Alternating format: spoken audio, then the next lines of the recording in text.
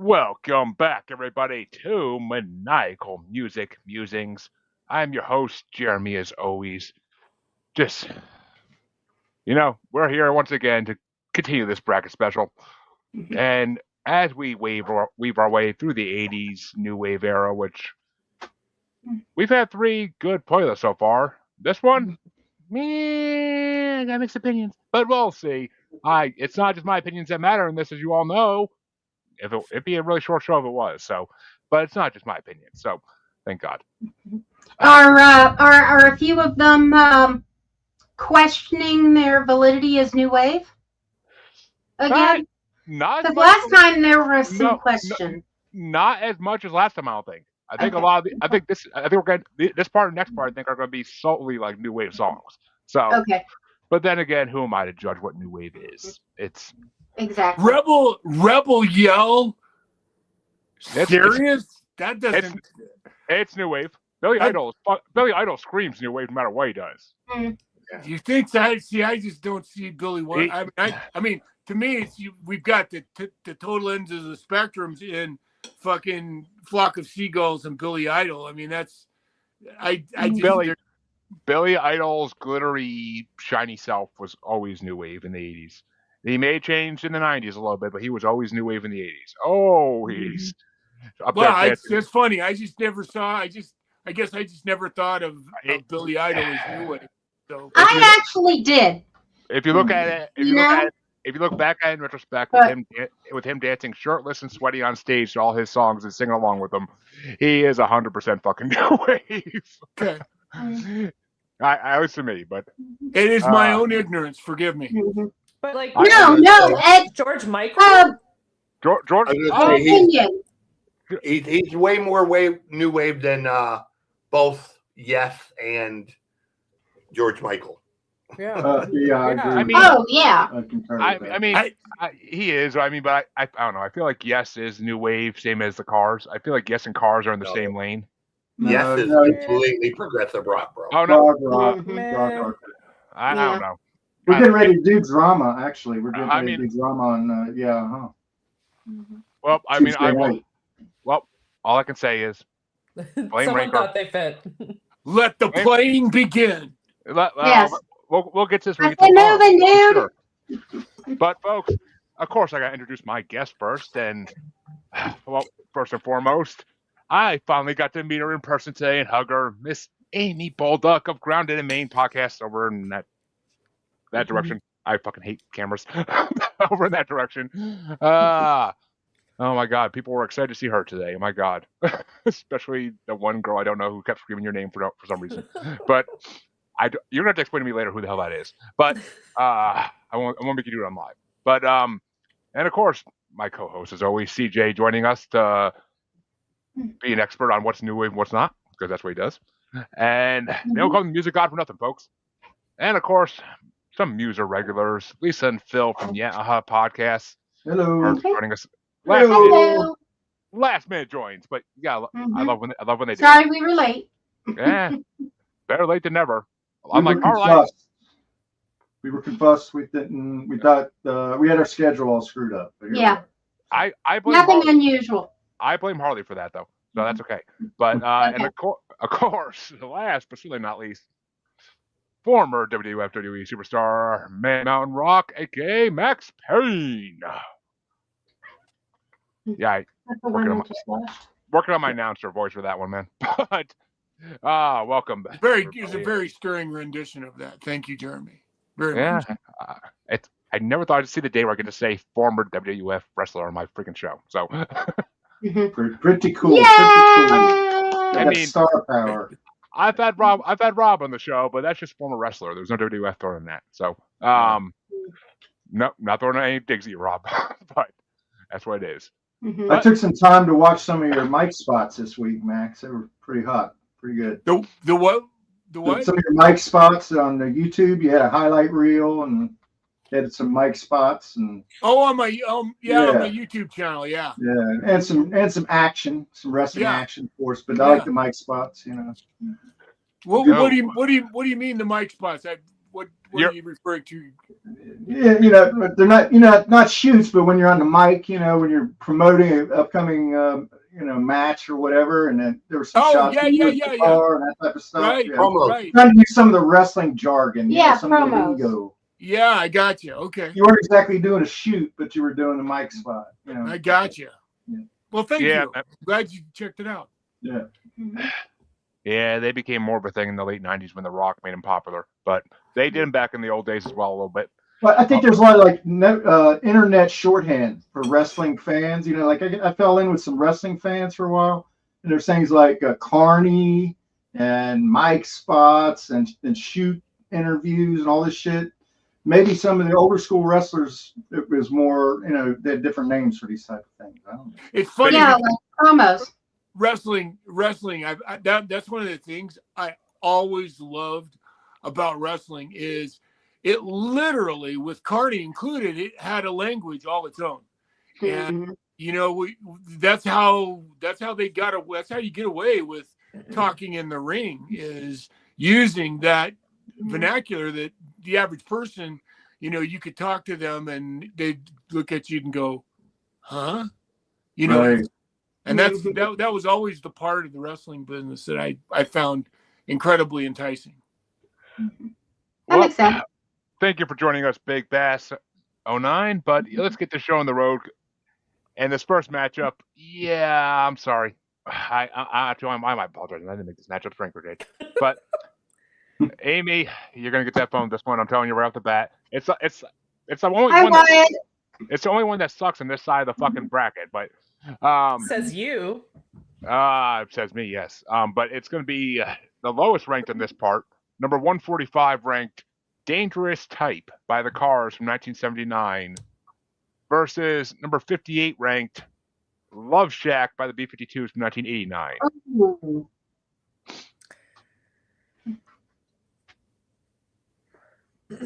Oh.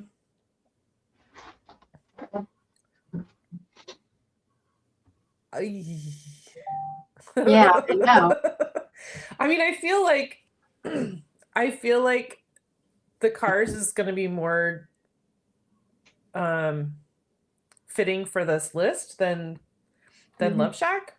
So I'm going to say that. I'm going to say Cars. I mean, B-52s is very pop. I mean, so was a lot of this though back then, and I mean, True story. But it was 89 though. It was also the very tail end of the new wave era. So who's to say? But well, actually, I'll tell you who's. I'm still saying Cars. I'll tell you. CJ. I'll tell you who's to say. The music guy himself, CJ. Cars by a mile. Oh, that's that. I thought that actually would be a toss-up for you. I know you love the B-52s. I like some of their stuff. This is not one of the songs I like. This is one of those songs that was played to death and made it to where I never want to hear it again. I full-heartedly and wholly agree with that. I hate Love Shack. I've hated it for a long time. It's literally my number 34 ranked song out of 35. So I fucking hate it. If it was Rock Lobster, this would be a whole nother story. But Love Shack is just so overplayed and so horrible and such a boring song. It's cute when you're a kid. It's cute because it's like, oh, this is funny. And now it's like, how is this a song? But yeah, and I wasn't that familiar with Dangerous Type. I knew of it, but I never really listened to it too much. It's actually my number 10. I really like that song. The Cars have been impressing me in this bracket. I kind of want to pick the Cars bracket next time I have a choice. But so yeah, three in a row for the Cars. But Lisa, which way you want to go? Yeah, I gotta stay with the group. I like Love Shack, but it wears. It wears, definitely wears thin. Yeah. And I gotta say that the album cover that Dangerous Type was on, that album cover from the Cars is oh my god, amazing. But Phil, which way you want to go? I kind of feel like the Cars were kind of a crossover. They were kind of a rock and roll band, but they definitely did have new wave overtones. Like a lot of the keyboards and stuff that they use. But Rick Ocasek was really cool. Somebody gave me a Cars Greatest Hits album as a Christmas present one time when I worked at Hardee's. We had a what do they call that? A gift exchange. Yeah. Just a gift exchange. So I really liked that album. You know, it was the Greatest Hits album, but I liked it. But I'm gonna go with Cars. Shocks you how many songs on there you knew that you didn't realize you knew, huh? Exactly. Exactly. Right. Yeah, We had that experience with a Police Greatest Hits. Just what I needed. Huey Lewis too. Listen to Huey Lewis's Greatest Hits. Yep. I mean, even when CJ brought 4 onto our show, I was like, I know a lot of these songs. I didn't think I did. Yeah. But they're a good band. They're a really good band. But Max, finish us out here. Is it going to be a sweep for the Cars? You know, man, I love the B-52s as well. And I got to tell you, it's funny because whenever I hear the Love Shack, when I was a kid, I went to Disneyland when I was 10 years old my first time. And my cousins, all they talked about when I went there, because we were all right at that pubescent stage, was there was a club in Los Angeles called the Love Shack. And there was all this talk about what they did and the entertainment that prevailed at the Love Shack. So every time, the only fond memory I have of the Love Shack is that banter we used to have about the actual club, the Love Shack in LA. And so it's one of those things. I agree with you guys, with all of you. I love the B-52s, but this song is so overplayed and it's not that good, you know. And the Cars, man, I remember the first time I listened to the Cars, the first album of the Cars. That's a fucking heavy album.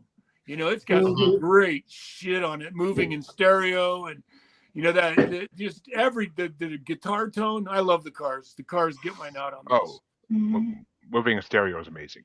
But we avoid a coin flip in the first one for sure with a sweep, and I thought that was gonna be a hard one. Gee, funny me. But that means we have a full 80s matchup for CJ to start. And he also some comments on this one I already know, but it's number 144 ranked. King for a Day by the Thompson Twins from 1985, going against number 57 ranked Owner of a Lonely Heart by Yes from 1983. It's going to be Thompson Twins because Yes is not a new band. As much as I love that record, as much as I love that opening of that song, it's just. Hey, Brandon. It's not. They're not a new wave band. They're very much a progressive rock band. So, yeah, it's Thompson Twins all day. Yeah, first verse. Hey, Wyatt, thanks for watching. And Brandon, why are you talking about Grover, man? If I want to talk Sesame Street, I'll go talk to my 1-year-old. But, trust me, I'd watch Grover every freaking day of my life, man. Come on. But, hey, that's stupid and Muppet. But on this one, I didn't like King for a Day. It's okay. It's not a great song. It was down at number 32 for me. But Owner of a Lonely Heart, that's my number freaking 2. I love that song. And to me, it kind of is new wave in a way. I mean, to me, it's right there with Flock of Seagulls. So it has that same vibe. Like they all have that like guitar vibe back then. So, and I think that's probably being new wave. But I don't know. I wasn't born yet, so I'm not an expert. But Lisa, which way you want to go? Okay, what's the names of the songs again? Owner of a Lonely Heart or King for a Day? I'm going to go with Owner of a Lonely Heart. And Phil? Well, I saw Yes on the 90125 tour when I came to Cincinnati. So it was one of my, not the first concert I'd been to, but one of my early concerts. And it was really, I really enjoyed it. I'm not a huge fan of progressive music. I think the interesting part, we're talking about whether or not Yes was new wave or not. I agree with CJ that they're not new wave, but it's kind of interesting. The album that immediately preceded that was Drama. We're getting ready to do that on actually on Tuesday.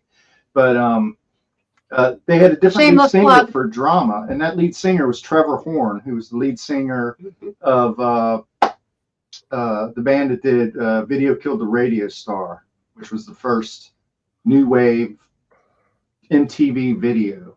And Trevor actually produced 90125. Mm-hmm. He actually produced that. So John Anderson missed that whole drama album. But then he came back with the next album, and the drama singer produced it. Yeah. If that makes sense. So I'm gonna be for Trevor Horn. I'm gonna go ahead and give it to 90125. Which means Max, which way you want to go? Is yes, moving on. It's funny. I agree with CJ that I don't see Yes as a new wave band, but so I'll fulfill your vote for them, CJ, by voting for them just because I think that's one of Yes's really amazing songs. I know you liked it, and then so I'll just vote for it just out of sheer necessity. That's just a really good song. And I feel like the Thompson Twins had to have better songs than King for a Day, but they do. They're one of the great bands that never got as big as they should have been because they were always in Culture Club shadow. Mm. They have a better song. They have a better song on this part of the bracket. What am I talking about? But Only now. Oh, that's them. Okay, yeah. Yeah. They had a whole bunch of songs, dude. They were fucking amazing. But Amy, which way would you have gone? Even though Yes is moving on already. I would have said Thompson Twins because I agree. Yes does not really fit. I think I don't know. I think they do, but doesn't matter. It's already a list, and we're already doing this. So it's kind of another one of those bands. Honestly, I just don't recognize or remember King Ferdinand, so that's why Hey, we saw. Oh no, we didn't. What? Never mind. Okay. But Jeremy, do you just buy it or not buy it? Does this list come from someplace that you Ranker? It comes from Ranker. Most of my lists come from Ranker because it's the best place to source list of music that people have rated. All right. Actually, forgive me. Not true. Not true. Actually, I did start using Spotify for a lot of the artist brackets, and because that honestly is the truest depiction, because that's by listen. That's why we're not allowed to complain about the rankings. Yep, I did not make these rankings. It deflects the blame for the rankings that way. Official disclaimer: he did not make the rankings. I just put them in order, but that means I get to start the next matchup, and this is an easy one for me, but it's number 143 ranked, E = MC Squared by Big Audio Dynamite from 1985, and it's going against number 56 ranked, Space Age Love Song by A Flock of Seagulls from 1982. Who knew A Flock of Seagulls could sing? But actually, shit, I kind of ranked this opposite the way I thought I did, but. All right, I guess I am giving it to E = MC Squared because that was 15 and Space Age Love Song was 18. Actually, I never even heard Big Audio Dynamite before this, and that song kind of has me curious to what else they've done, and I've got to look into that. But absolutely nothing. Well, there you are. According to their Spotify profile, they had a few more hits, but they write their own profiles on Spotify, so who the hell knows? Yeah, but it depends on what they were up against. But I mean, on this one, I gotta give it to E = MC Squared. It's a little bit better than Space Age Love Song. There's a better Seagull song coming up. So, but which way you want to go, Lisa? Eagles. What? Eagles. E = MC Squared. Seagulls. Sorry. Seagulls or the Eagles? My hearing's I'm still having a problem with my hearing. Flock of Seagulls. Flock of Seagulls you're going with? Okay, yeah. I was going to say, I don't think the Eagles are very new wave, but they're not. They're 70s. Yeah, But Phil, which way you want to go? I can't think of a more new wave example than Flock of Seagulls. I'm going with Flock of Seagulls. Yeah, just not that. just not that song. Not that song. But Max, which way you want to go? I'm going to go with. Before I tell you my choice, as I was looking at the Flock of Seagulls, both the songs that are on this chart and listening to them, I didn't need to listen to Iran. I did need to listen to this song because it's actually a really good song. I thought anyway. But I got to give the Flock of Seagulls credit for something that nobody really predicted that they would need credit for, is that his haircut is like the only haircut you could probably pull off if you were a balding man at 80 years old. So his hairdo is like the perfect hairdo if you were 80 and bald. He could still do that haircut today. And I don't think he predicted that he'd be able to do that haircut even by today's standards. So for the haircut alone, Flock of Seagulls. For the haircut. But which way you want to go, Amy? I say Flock of Seagulls. Which means Flock of Seagulls is moving on. I ain't too disappointed. I honestly was surprised I had them ranked lower. But CJ, which way would you have gone? Flock of Seagulls. By the way, he's 72 and still has the haircut. See what I mean? That's perfect. I mean, have fun. We're actually touring and he's balding and still has the haircut. Well, he can, because that's the only part that he, it's the wings are the side now. So yeah, I really think he did that intentionally. But that means Lisa starts off the next one. Mhm. And it's going to be number 142 ranked. The Walls Came Down by The Call from 1983 versus number 55 ranked. It's the End of the World as We Know It, and I Feel damn Fine it. by REM. Oh, from God. 1987. Okay, I have to agree, but I feel like the theme of my entire life is it's the end of the world and we know it. So I'm going to have to go with REM, even though The Wall's Coming Down. That's good. I liked it. And Phil? But REM. I don't know how clever it is, but sometimes I fall into this trap. I really like songs that have these kind of voluminous lyrical structure, and the way that the End of the World as We Know It, the way it kind of fits a huge narrative into such a small package, and it's melodic and it's interesting. I'm gonna go REM. Now, see, this is when I miss Chansey, because if he said something about that, about a small package, I would have been on him like a fucking piranha. But Feel free. no, Just that He wants us back. we He can wants us attest to to come back for Philip's the next package. 1950. I can't, Lisa. You were saying something last time about him being 12 inches, so I can't do that. The fact was No, I wrong. wasn't. But we want to make sure that we come back for the next bracket. So this is true as well. But Max, which way you want to go? Look, brother, I'm hung like a hamster, so you can make fun of me anytime you want to. I have no problem with that. So anyway, listen, this is one of the few forgive me. I made the fucking horrible mistake of calling them REM. I said that to my friend once, and he fucking about ate my head off. It's still REM, but I'm going to go for the End of the World. Yeah, and nobody who was called Man Mountain Rock can be hung like a hamster. I'm sorry, that just doesn't work. But Amy, which way do you want to go?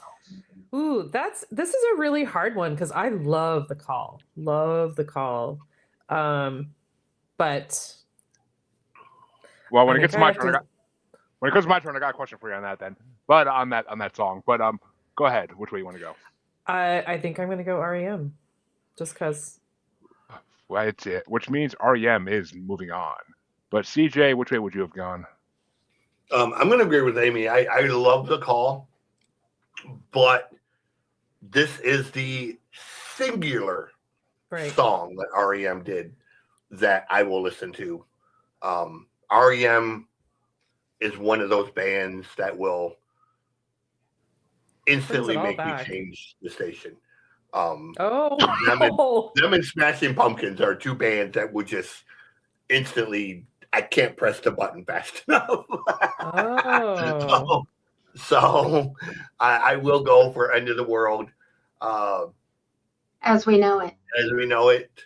Because it also inspired one of my favorite punk songs. There's a band from New Zealand called The Rebel that wrote a really awesome song called Two Tickets to the End of the World. So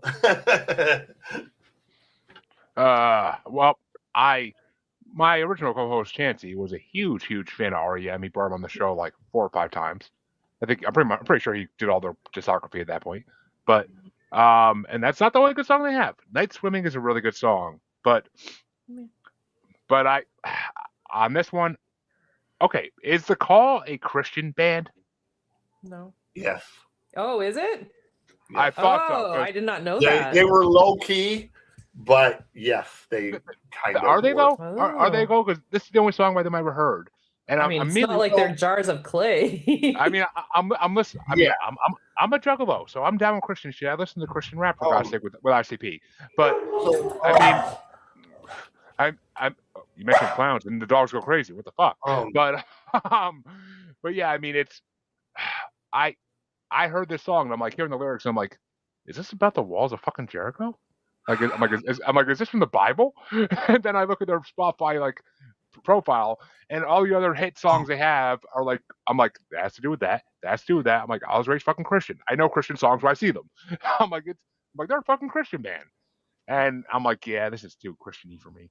But it was my lowest ranked song, honestly. That song was horrible. But It's the End of the World was my number 14. It's a pretty fucking fun song. Been used a lot in movies and TV shows, but I like it fine. So REM moves on with the sweep. Oh, sorry. So that's another band. If we wanted to really stretch out the length of this episode, we could debate whether or not that's a new wave band also. Okay, next. I feel it's very new wave. Not all of its songs, but a more lot. like a college rock. More grunge. No, in the 90s they became grunge and college rock. In the 80s they wore new wave. I think. Who are we talking about? REM. Oh. Yeah, well. Yeah, they were college rock like the B-52s. Mm-hmm.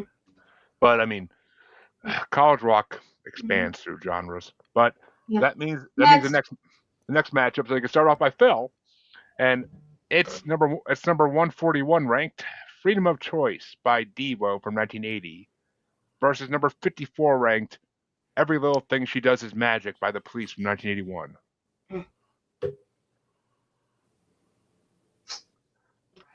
I saw a segment with Sting where he's doing a stage musical now. And it was pretty cool because he was like visiting this like Irish pub and he was like entertaining all the members of the pub and everything like that. And I think he was playing Every Breath You Take, but this is a representative Police song too. So I'll go Every Little Thing She Does Is Magic. And Max?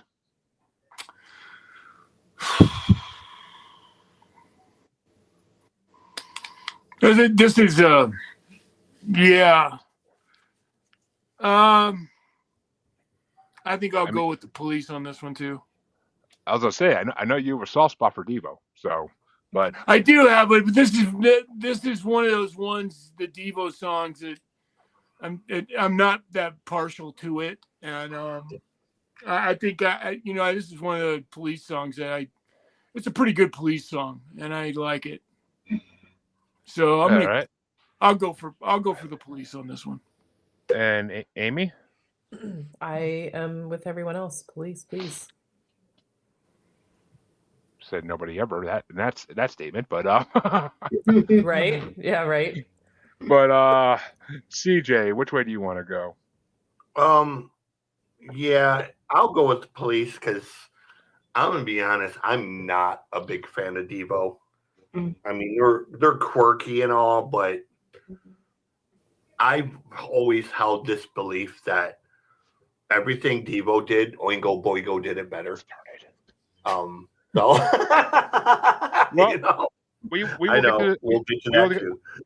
we'll get to that today. But yeah. See, when it comes to, I mean, these are both decent songs in my opinion. I mean, the Police just moved on with CJ's vote, so, but. And every little thing she does is magic was my number 11. I like it. Freedom of Choice was down at number 25. It was okay. I never heard. I don't think I ever heard it before. But that police song, I have to know because it's any movie that came out in the 2000s where the female character was magic somehow. That was in the trailer. Bewitched, Bedazzled. It was in every movie in the 2000s that had to do with magic. So, but it's Wasn't classic. there a movie that was actually named that? I think I thought there was. I maybe I could be wrong, but I don't know. I When think from? could be, 80s. but I was going to say, I know I love Bell Book and Candle. Yeah. Love that movie. But which way would you have gone, Lisa? Oh, I got to go the police. Which means the next matchup gets started off by Max. And here's another one that's going to have a discussion with it. It's number 140 ranked Time Clock of the Heart by Culture Club from 1982 versus number 53 ranked Rebel Yell by Billy Idol from 1983. That's not even a second thought. Steve Stevens is one of my favorite guitar players of all times, and he's just the shit. And I just watched it. It's funny, just yesterday I watched there's a great documentary on Billy Idol that's out on, I think it's on Hobo or one of those channels, and it's fucking awesome. If you haven't seen it, I recommend it highly. And yeah, Rebel Yell to me is like the fucking anthem of the 80s to me, man. It just fucking killed. And Amy? I'm gonna say Culture Club. We got a Boy George fan. Well, more than Billy Idol. I swear to God, I still watching the videos this week with his freaking hair. I'm like, what the fuck were you thinking, dude? But I mean, I love Boy George. Like, I watched him in all the real life and other reality shows on VH1 in the 2000s. But it's still just like, what were you thinking back then, the way you dressed? But CJ, which way you want to go? You know what? I'm going to go with Culture Club on this one just because I like this song a lot. It's one of those songs, the way he sings it, the opening just has such a cool vocal aspect to it. That it's actually kind of one of them underrated songs of the 80s. I'm gonna disagree. Kind of because it was my number 23. It wasn't. There's a way times 50 better song on here by Culture Club than that. But that, I mean, I don't think I've ever heard that song, and I wasn't that impressed by it. It was okay. It was good, but I definitely didn't add to my like list on Spotify. But Rebel Yell is my number 3 because it's fucking Billy Idol, and Rebel Yell is, I mean, as much as I like Drowning Pool's version better, Rebel Yell is an amazing song. So I got to go with Billy Idol on this one. Drowning Pool covered that. Are you really? It was on one of their first albums. It's a freaking amazing.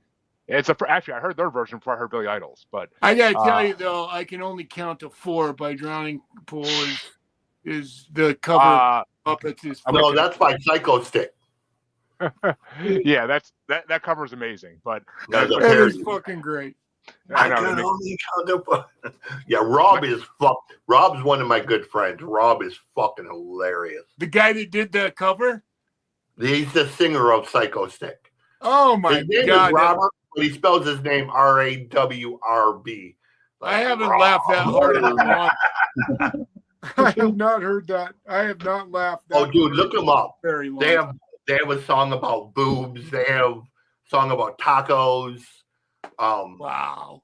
They have a song about they make parody songs about all the good stuff of life, basically. My kids went through a phase where that's all they put on YouTube was that freaking song. I can only count to 4. I got so sick of it. Yeah. But Lisa, which way you want to go? I don't. Okay. Well, I do have a Culture Club story. Okay. There was a point where Boy George wanted to go on like this special type of macrobiotic vegan diet. And so he hired this dietitian to go on tour. Only problem is this guy, he was like a personal chef with a minor in dietitian. And he had no idea what the heck Boy George was talking about. So he was desperate. He went to a local Chinese place. Well, in the city they were on tour in. He bought a vegan dish. He rinsed off the sauce and he gave it to Boy George, and Boy George was happy. So he spent the entire tour doing this, as he called it, bullshit diet, and Boy George never had a clue. He got to tour the world for free and got paid to be there, hotels, the whole 9 yards, and he just it was completely bogus. Placebo effect. Yeah. Got- But, it was a vegan diet. Yeah. But that said, Rebel Yell. Billy. Gotta love the fads of the 80s and 90s and the way things got away with shit back then. But Yeah. you couldn't do that today. You couldn't do that today. It would be fucking, you'd be destroyed. But Yeah. Phil, which way you want to go? Well, when I was in junior high school, that's when Culture Club broke, and Do You Really Want to Hurt Me came out, and we were, I don't know, how old were you in junior? I don't even know the time, but we could not handle 12, 13. We were too young to handle the androgyny of Boy George. It was just a complete. Everybody, there was the amount of talk and chatter about it and jokes that were made about it were just ubiquitous, right? So I didn't really have a positive opinion of Do You Really Want to Hurt Me? I thought it was kind of a plaintive song. It was kind of, I don't know, it just, I'm like, is this real? Is this a parody? What is this? Is this actually a female? We don't know. And all, despite that, when this other song came out, you're talking about Time, I thought, no, wait a minute. This is a good song. This is a very good, thoughtful song. It's got a great melody to it. This is a very well-crafted song. I really like it. All that said, Billy Idol comes from that Bromley contingent. I'm a big fan and enjoyed reading about Malcolm McLaren and that whole punk scene of the late 70s and everything like that. And on top of that, it just rocks. So I'm going to go with Billy Idol by an edge. But I do like Boy George for sure. And once again, Billy Idol edges his way into the next round. But I refuse to look that up. Right. I will never let that. I see what you said there. Neither will I. I will never let that. I'll never let that. That's between you and me. That's between you and me, Jeremy. It's an inside joke. But which way you want to go, Daryl? I mean, Max. Whoever you are. Is this the Billy Idol question? Yeah. Oh, you already did this one. I'm sorry. Yeah, he started it. Yeah. I started, baby. Well, Was that a sweep?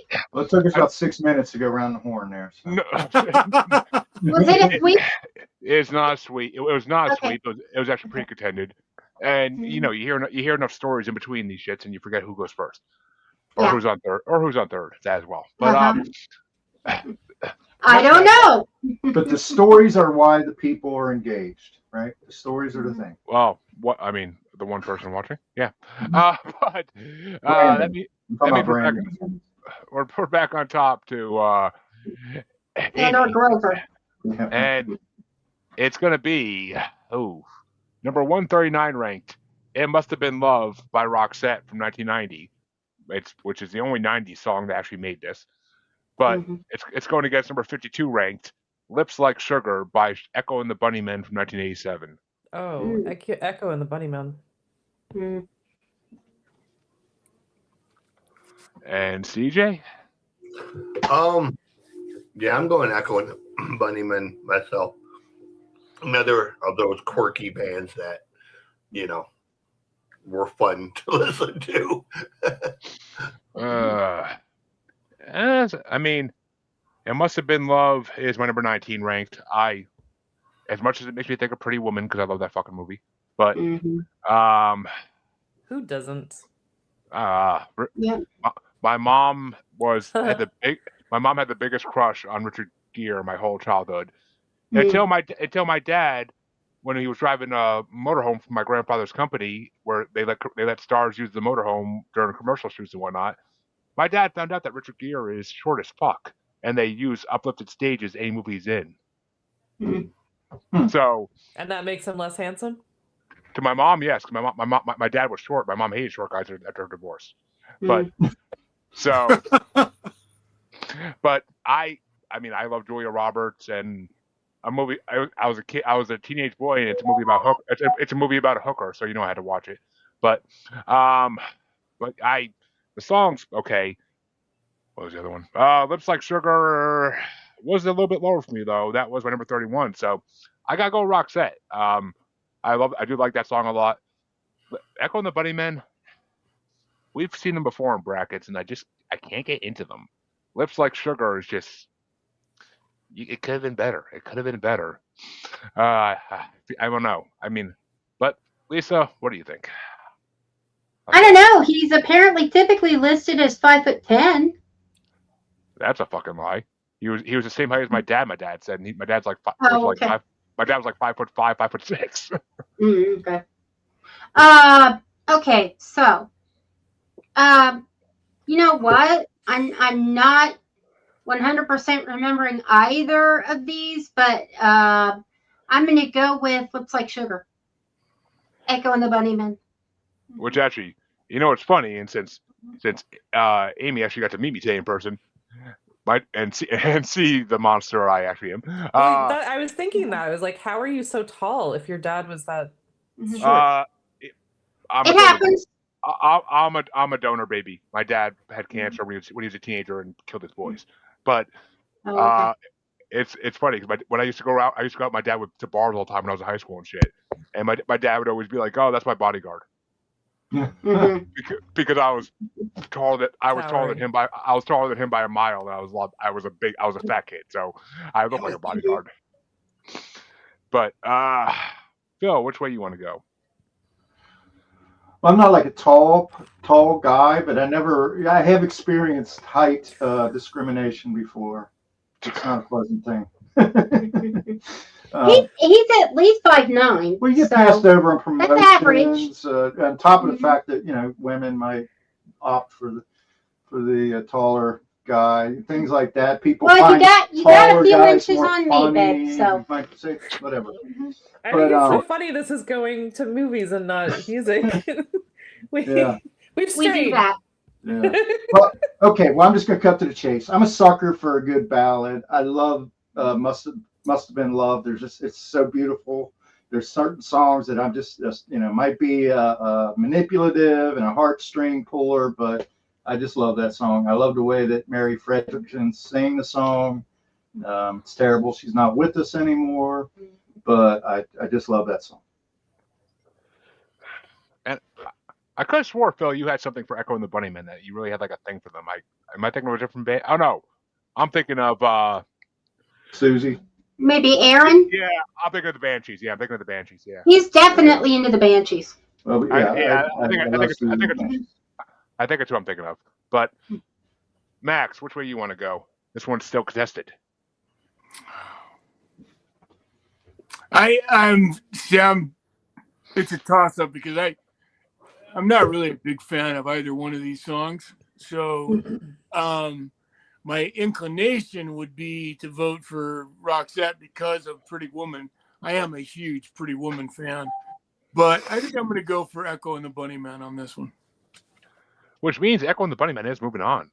But, and that's how that one wrote, folks. And now, to make sure there's no misunderstandings here, to determine the last matchup on this side of round one, we have two play-in matchups to see who will be facing who in that matchup.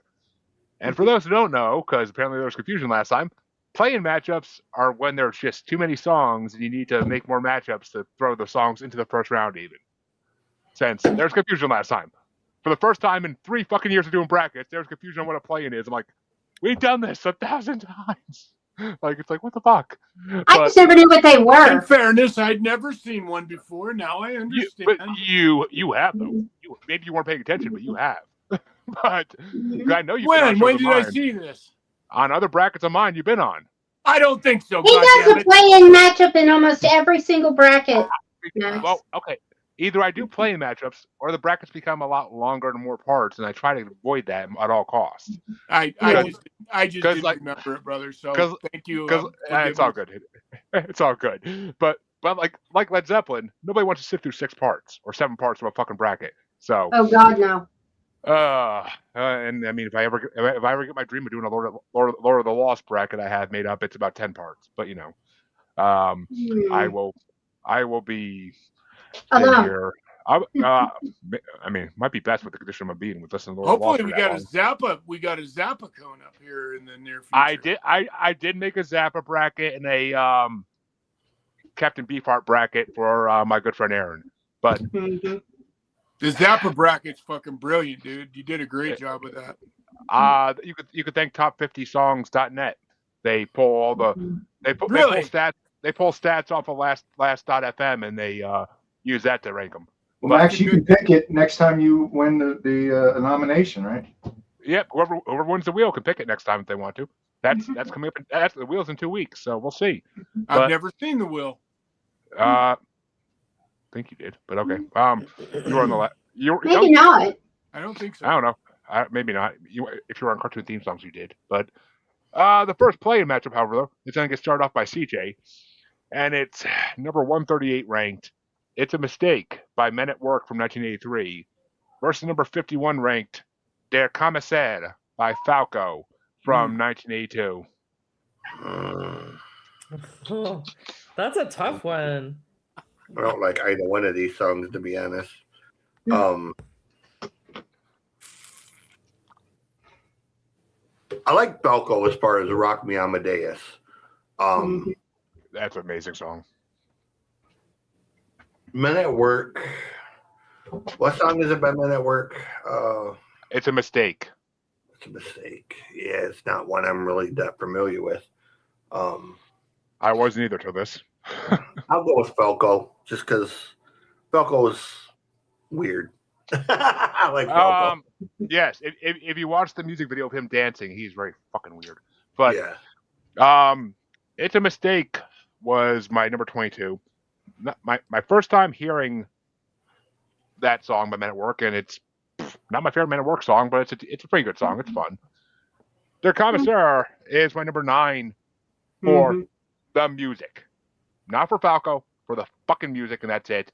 The After the Fire version that was on last part was 150 times better. Falco sounds like he's fucking a baby trying to say words throughout the song. Well, Falco's version, I think, is the cover of After the Fires. That conversation never fucking existed because After the Fires version is amazing. But I mean, Falco sounds like those new Indian Christmas carols you hear on reels. So, I mean, that's basically what it reminds me of. Just hear those sleigh bells ring-a-ling. Yeah. But which way you want to go, Lisa? Men at Work or Falco? My dad's half German. My mom's half German. I have to follow Der Kommissar. Hey, I'm part German too, but me, I like it. But which way you want to go, Phil? Oh yeah, I remember that song. It's a Mistake off the Men at Work's debut album, and I liked it. And I know Dr. Commissar too, and can't speak as highly of that one. Okay. So Men at Work. I'm honestly surprised I rated Der Kommissar that high, but I think it's just because I was thinking of the After the Fire version the whole time. But Max, which way you want to go? So I've said this before. I lived in Germany for 2 seasons working for Autovons, and if I'm not mistaken, I believe Falco is actually Austrian. Yes.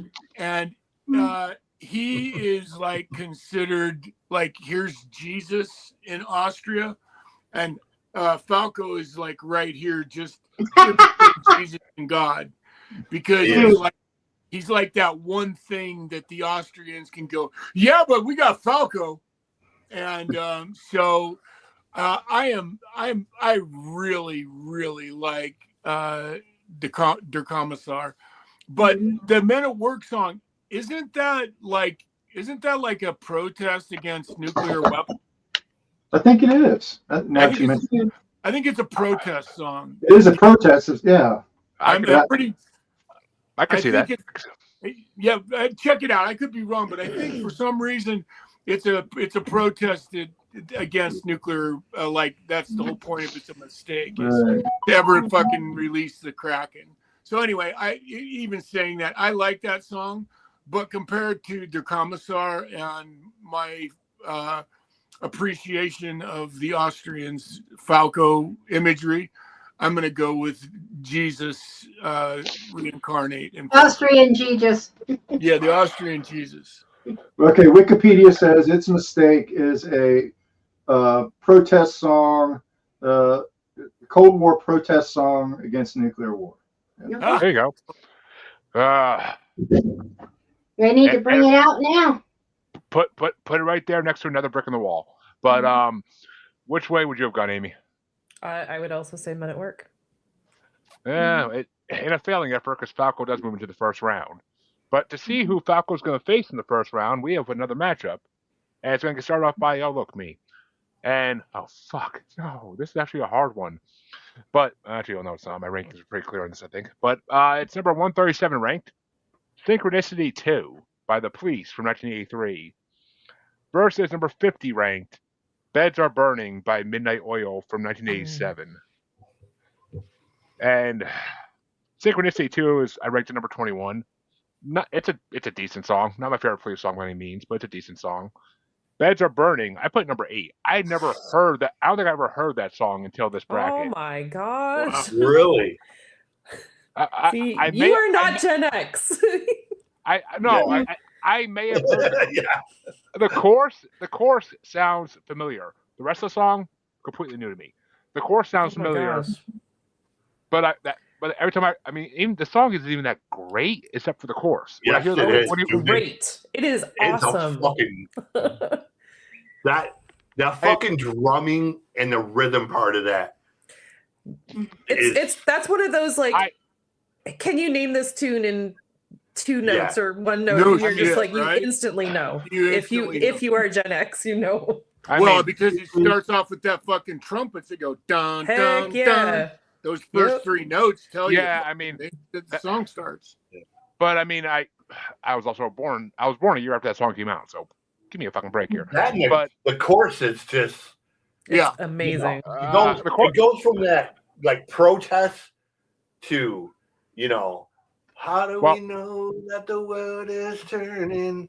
And it goes from like a protest to being so sickeningly melodic. I know. I mean, to me, it's a sex song in a way. How do we sleep when our beds are burning? It's a protest song, bro.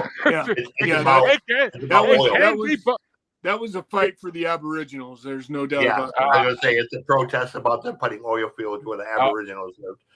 DJ, if the 60s taught us anything, protest songs can be sex songs. But a lot of us are alive because of that fact. But I'm throwing my vote to Midnight Oil though. They have been added to my Spotify follow list, so I can go listen to their full discography at some point. But which there's not that many bands on this part that did that, so they should take prize in that when I tag them in it. But Lisa, which way you want to go? Log me in for a Gen X burning bed. No. Well, I mean, for you and Phil, it wouldn't be the burning back of a van, but. Oh, I forgot. I told you that story. Oops. I forget who I'm told going to love you in my shit. I did. He's probably heard versions by this point, I guess. Hey, I've heard a couple Gen times. Xers, I'll tell you, when you're talking about burning beds, not only do we have this song, we had the movie called The Burning Bed. It was a true story. Farrah Fawcett. Farrah Fawcett. Used woman who basically set her husband on fire and was acquitted. Wait a minute. I'm thinking of a different one. She was acquitted. There's one with Farrah Fawcett where she was raped, but it wasn't her husband. Great movie. Farrah got 2 movies that were kind of similar. CJ, let's not give my wife or any other woman on here. I lost my sound. Let's not give. Goddamn CJ trying to give my. His sound went out if you couldn't tell as he was breaking up, so he had to. Everybody's gone. Mhm. No, they're not. Just him. I'm gonna check out and come back, folks, because I lost What the? everybody. Is it my wife? Is my Wi-Fi I still can going see good? everyone. Okay. Yeah. Everybody who's left. Yeah. Yeah. Weird. And It's I'm so weird. still able to hear CJ and Max. Weird. But Yeah, I don't like where How- the camera is. how dare CJ? How dare CJ give ideas to my wife and any other woman going through a divorce right now? But about burning your husband while he's alive in bed. Well, you're But, not going to. Are you going through a divorce, Jeremy? Oh God, no! Okay. No. Oh, I just okay. I just I was going to say, wait a minute. I just destroyed her. I just destroyed her enemy in court on Tuesday, so no. Yeah. I'm looked at as a man of honor right now. But Lisa, actually, you went, didn't you? Oh yeah, you went. Phil, is it gonna be the police or Midnight Oil? Well, I like Synchronicity too. I like it better. It's one of the better songs on that Police album. I can. It's like many miles away, something crawls to the surface of a dark Scottish loch. So I thought that, thinking of the Loch Ness Monster, of course. I thought that too when I heard that. I was like, Yeah. Scottish Lock, fuck yeah. Yeah. So I do really love that song, but I have to say I'm a gullible person, and you guys have convinced me. The Midnight Oil song, that is a rocker. I mean, that song, plus it kind of introduced a young man to international sounds, through MTV and that type of thing, and the Aboriginal news. That's something that we weren't supposed to. So I'm going to go ahead and agree with you guys on that. Midnight Oil. I mean, if you want to hear some Aboriginal sounds, you should hear my boy Boba Fett sing in that movie CJ introduced me to. Mhm. What movie was that? What for Warriors? Yeah, Once for Warriors. That's a brutal fucking movie. No, it's Oh, yeah. What movie is this? Once for Warriors. It's I've not. Oh, It's It's got not- Tamira We Morrison. watched that for one of our. yeah, we watched that for. Yeah, I brought it. Yeah. Yeah. It's a brutal movie, bro. It- Yeah. It's a brilliant movie. It's It's beautiful. It's a brilliant movie, but it is hard to watch. Mhm. It is like, damn. It touches on a lot of red flag subjects that need to be touched on, but it's brutal. Yeah. It's brutal. It is. It's honest. It's brutal. And this But whole there's two family movies is in the that go with movie. that. There's two Huh? more movies that go with that. There's two movies after that Really? where he's the main star and he actually Mm-hmm. gets redemption. Oh, nice. With the boys. So Oh, I mean, because it's great that it has Tamara Morrison in it, because I only knew him as Boba Fett from yeah, Django. Yeah, no, wait a minute, no, Boba Fett. Yeah, I only knew him as Boba Fett in the newer Star Wars stuff, but he's a good actor. He's a really good actor. yeah. But I will recommend that movie to anybody other than a woman who's gone through abuse. I would never ever recommend a woman to watch that movie if she's been in an abusive relationship. I would give her the option. I mean, but yeah. I was gonna say, what happens to him what happens to the bad guy at the end? Kind of like, it kind of revenge is sweet, but anyway, Max, which way are you gonna go? The police or Midnight Oil? So I got to tell a quick story here, and I'll make it very fast. Please. One of my, I won't tell a story. I'll just go for. No, go ahead. Make it fast. Well, it's pretty cool. It's a pretty cool story, but because my first job in LA when I graduated from college, and actually is how I got my job in the wrestling business, was working for a security company as a security guard. And so one night I went to a concert and I was a security guard at a concert. Well, it happened to be the Red Hot Chili Peppers. The fish, something fish, black guy, Fishbone. Yeah, thank you. Fishbone, and another band that had just come out, which was Midnight Oil. So I went to this concert, and Midnight Oil was main event. But right when they still hadn't sung fucking Beds Are Burning yet. My boss comes to me and he says, I need you to do me a favor. And I said, what's that? He goes, there's somebody that needs to be escorted out of the building, and you're the only big guy right now I got here that can carry him. And so I'm like, well, I didn't want to leave the fucking stage because here I am waiting for Midnight Oil to sing Beds Are Burning, right? And he fucking takes me up to this guy, and it's fucking Lee Majors. Oh, wow. $6 million man is so fucking drunk he can't walk. Poor guy. And so I had to carry him to the fucking curb and put him in a cab. And right as the fucking Beds Are Burning was ending, he looks up at me and he goes, "Thank you." And I shut the door and I missed Beds Are Burning. So there's my Midnight Oil song. And why I will tell you, I love them. I saw them live with a then unknown Red Hot Chili Peppers and Fishbone. I was gonna say that's early Red Hot Chili Peppers before they were even. Oh yeah, it was fucking. This is before anybody knew they were. At that time, they were. That's I never even heard of them. That's pre-Blood Sex Magic. So I mean, yeah. Yeah, well, they actually warmed up. They were before Fishbone on the card, so that tells you this is in the Palladium on Sunset Strip in L.A., which was a dance floor. Around since '78. Huh? Fishbone's been around since '78. Yeah, this would have been late '85 or early '86 when this was. Damn. Okay. I have a sort of Lee Major story. It's not nearly as good as yours. When I was a kid, we would drive past his horse farm in Kentucky, and my mom would say, "That's Lee Major's horse farm," and it actually had a sign. That's it. Thank you. Okay. Thank you. That's a quick story. That's good. Amy, which way would you have gone this one? Oh my gosh. Beds Are Burning, no question. And CJ, finish us out.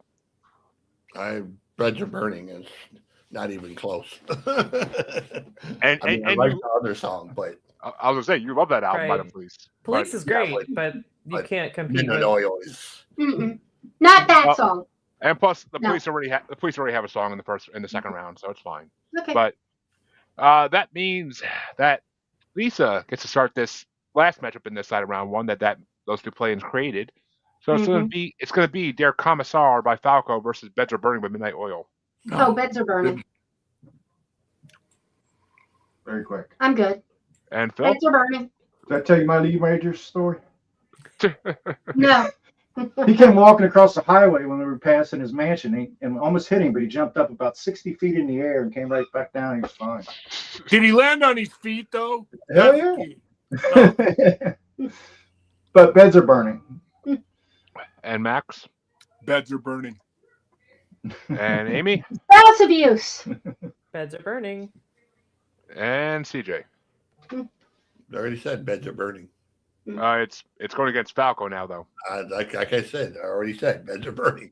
Beds Are Burning is my number 2. There's only one song in this bracket that is which more important to me. I actually nope. That's my number 8, my number 9. So Beds Are Burning beats it by 1. Actually, that's a sweep to end off the first half of round 1. And they're right next to each other, though. That's the closest rankings I've had so far for any matchup. But that means the first half of round 1's over at 1 hour and 3 minutes. But the second part of round 1 gets started off by Phil. And this is the matchup. Actually, every matchup on this side is fucking brutal. But Phil, this one's for you.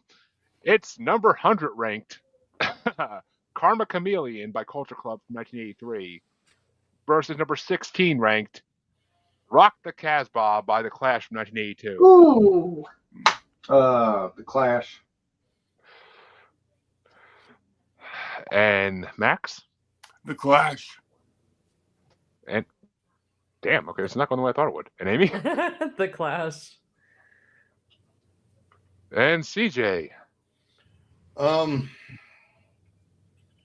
Man, The Clash isn't new wave, but I really don't like Karma Chameleon all that much as a song. To go with The Clash. Which means The Clash somehow wins this. Fucking 4 in a row. Jesus Christ. Karma Chameleon's my number fucking 4. I love that. That's my favorite Culture Club song by any fucking level.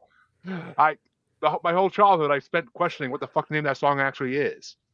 Because I swear to God, it still sounds to this day like in the chorus he's saying I'm a chameleon, but which would have made more sense honestly.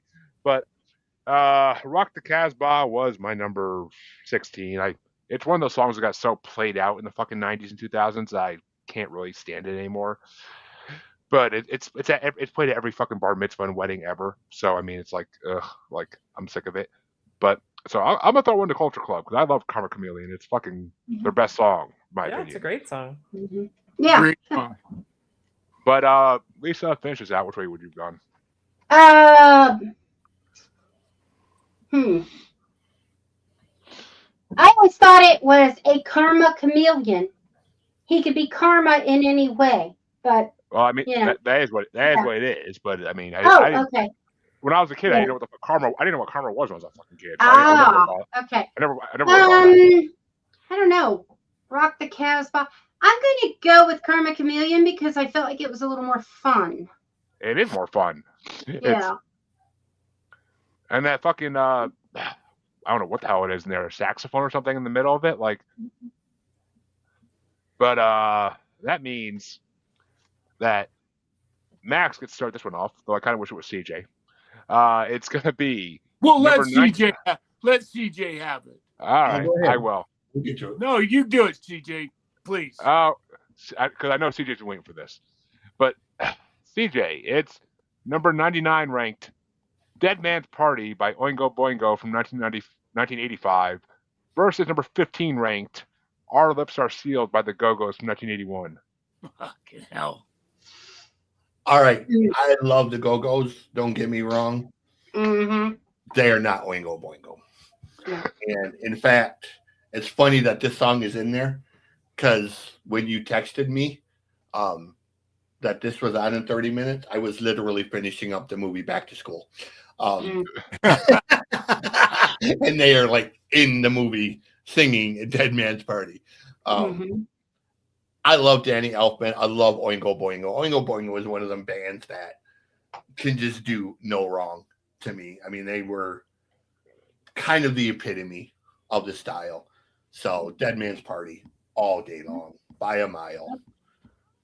And well, Max, I'll let you go next since you were supposed to start that one. No, just go ahead. Just do All right. You start the next one off. Next one's to be a fucking hard one anyway. But Dead Man's Party is my number 7. I didn't like it as much when it was in our Halloween songs bracket like 3 years ago, but there was a lot of better songs on that than Dead Man's Party. But I learned to like it with this playlist. But and Our Lips Are Sealed. I never was a big fan of that song, but it ended up being my number 20. I feel like the Go-Go's have better songs. I can't think of what they are, but I feel like they have more. Yeah, I agree. But I mean, Dead Man's Party is a fun fucking song, and Danny Elfman is such a weird looking person that the video is amazing. But which way you want to go, Lisa? Oh, Oingo Boingo, Dead Man's Party. Yeah, baby. And Phil? Well, I'm going to step up for my girls. I'm going with the Go-Go's. Belinda Carlisle, I had a crush on her. I loved the playfulness of that band. They were girls just want to have fun before Girls Cyndi just Lauper. yeah. Plus, they had an edge. Belinda Carlisle was actually a party animal. There's all kinds of stories. And they started. She was the drummer. She was a drummer at first, and she they were actually a punk band before they went. Yeah, and I've heard stories that they they partied pretty hard, but yeah, I just that was kind of seminal to me, I guess, as a kid. MTV and all that stuff. That was totally new wave. Oingo Boingo, I give him all the credit in the world. Danny Elfman has his own, his own special place in our personal zeitgeist. Right.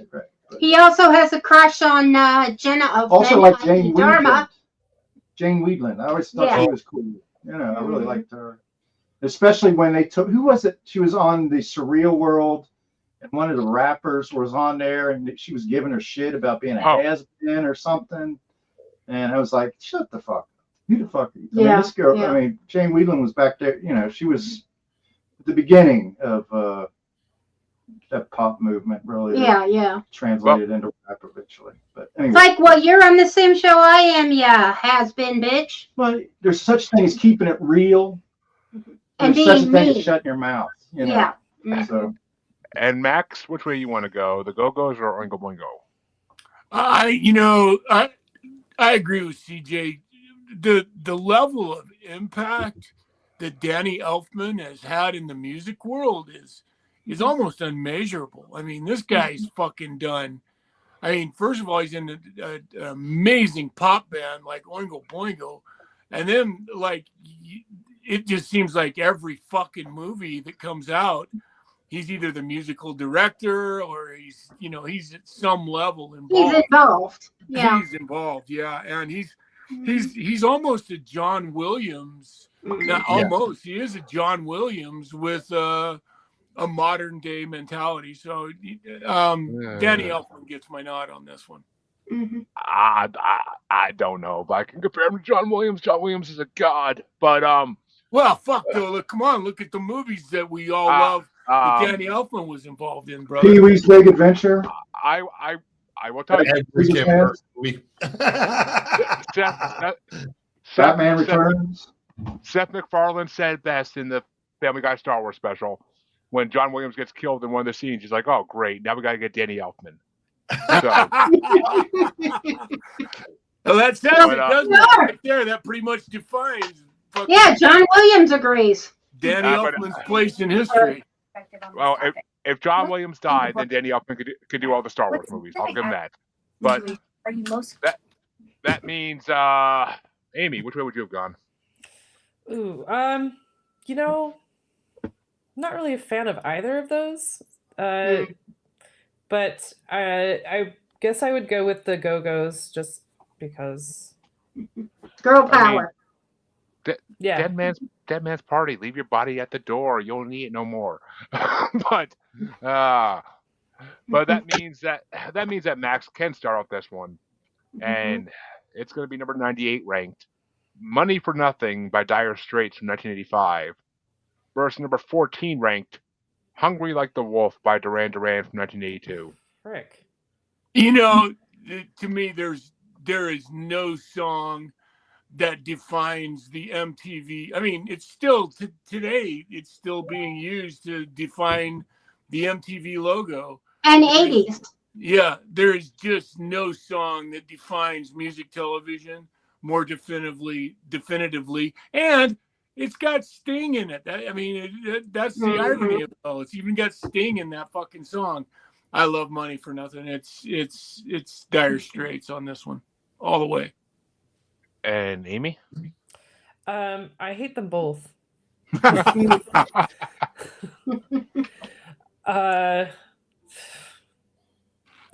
really, really do. If I have to choose one, I guess it will be Dire Straits. Yeah. And CJ? What was the first one? I know one is Dire Straits. What's the other one? Hungry Like the Wolf, Duran Duran. Yeah, I'm kind of with Amy. I don't like either one. There's so many better Duran Duran songs. Oh, so many. We've seen a few. There's so many better Dire Straits songs. Girls on Film was the first song, the first part of this bracket.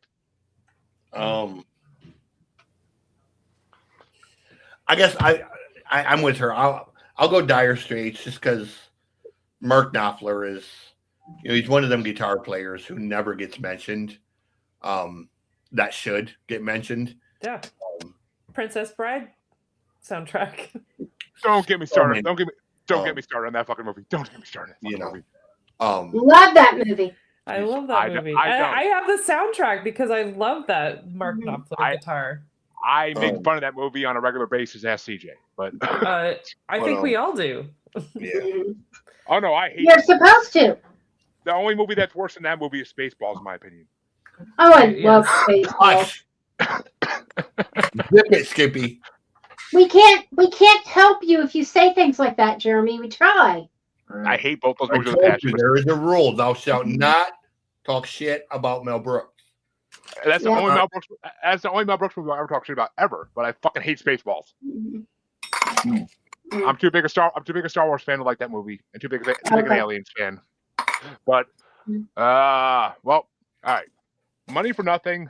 I never got into Dire Straits. I had a boss one time who loved them. I never got into them. The music in Money for Nothing is fucking amazing. The lyrics are fucking garbage. Mm-hmm. I mean, and it aged horribly.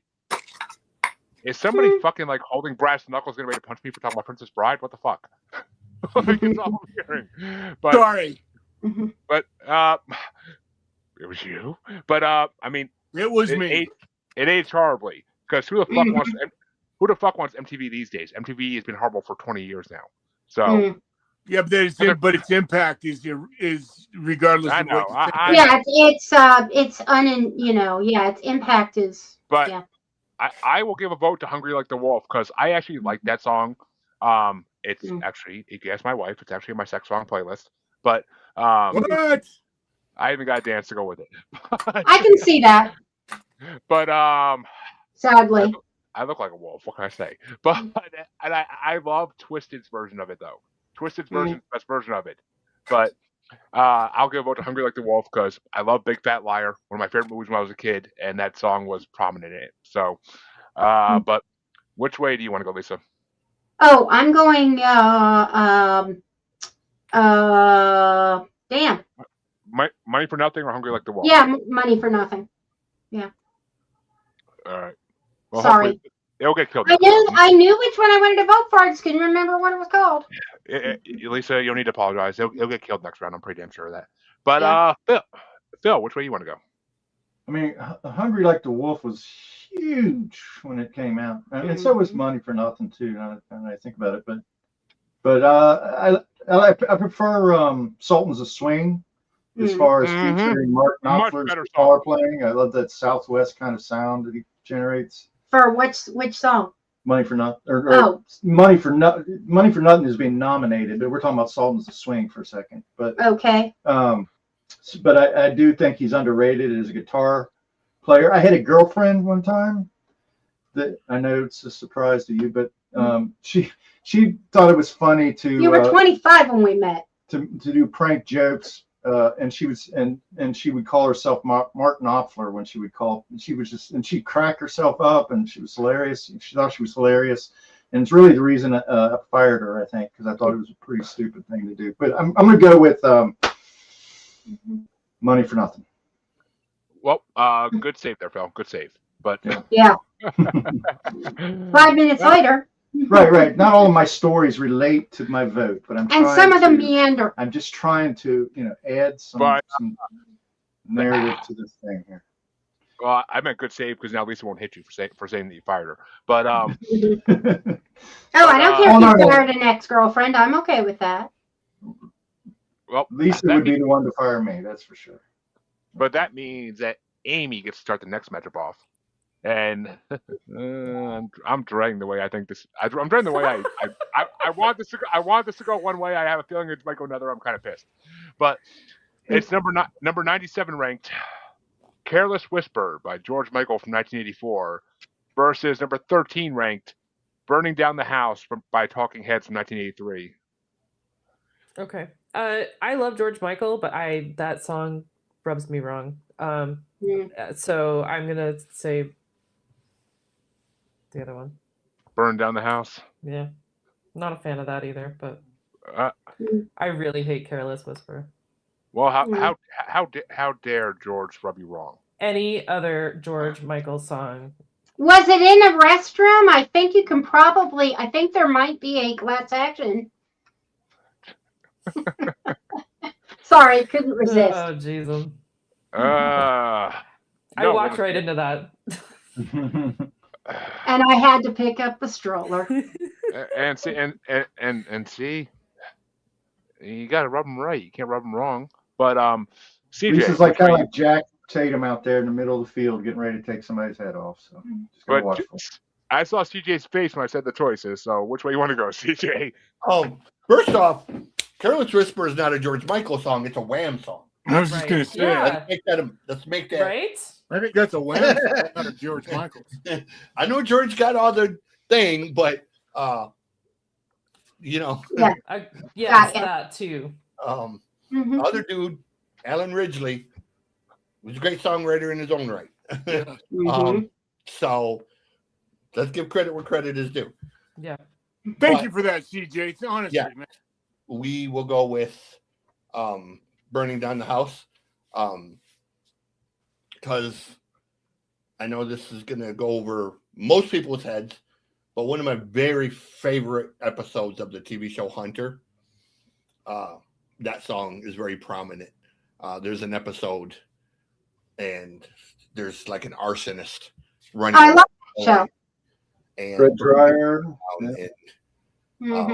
There's this very cool scene where he's like with this flamethrower throwing flames all over, and the song's playing in the background. So That sounds cool. it was very cool done. You're right. Over my head completely. But I never even heard that show. Actually, I think I've heard of it, but I never watched it. Brilliant That's funny. show. But Good show, actually. Burning Down the House, not my favorite Talking Head song by any fucking degree. But that was out number 26. I feel like it's just for Talking Heads, it's so like Talking Heads is usually bombastic and up here. Yeah. Burning Down the House is like down here on camera. Gonna do Talking Heads. You should have done Psycho Killer. Right. That was in our Halloween songs bracket a long time ago. It might be in the next part. It might be in the next part of this. I'm not sure. But we've done like 3 Talking Head songs in this bracket already. But Careless Whisper is my number 1. I fucking, as soon as that sax picks up in the beginning, I fucking am in love. Like, I love that. That's on my fucking sex playlist too. It's anybody who can't have sex to that song, I question how you have sex. Like, just saying.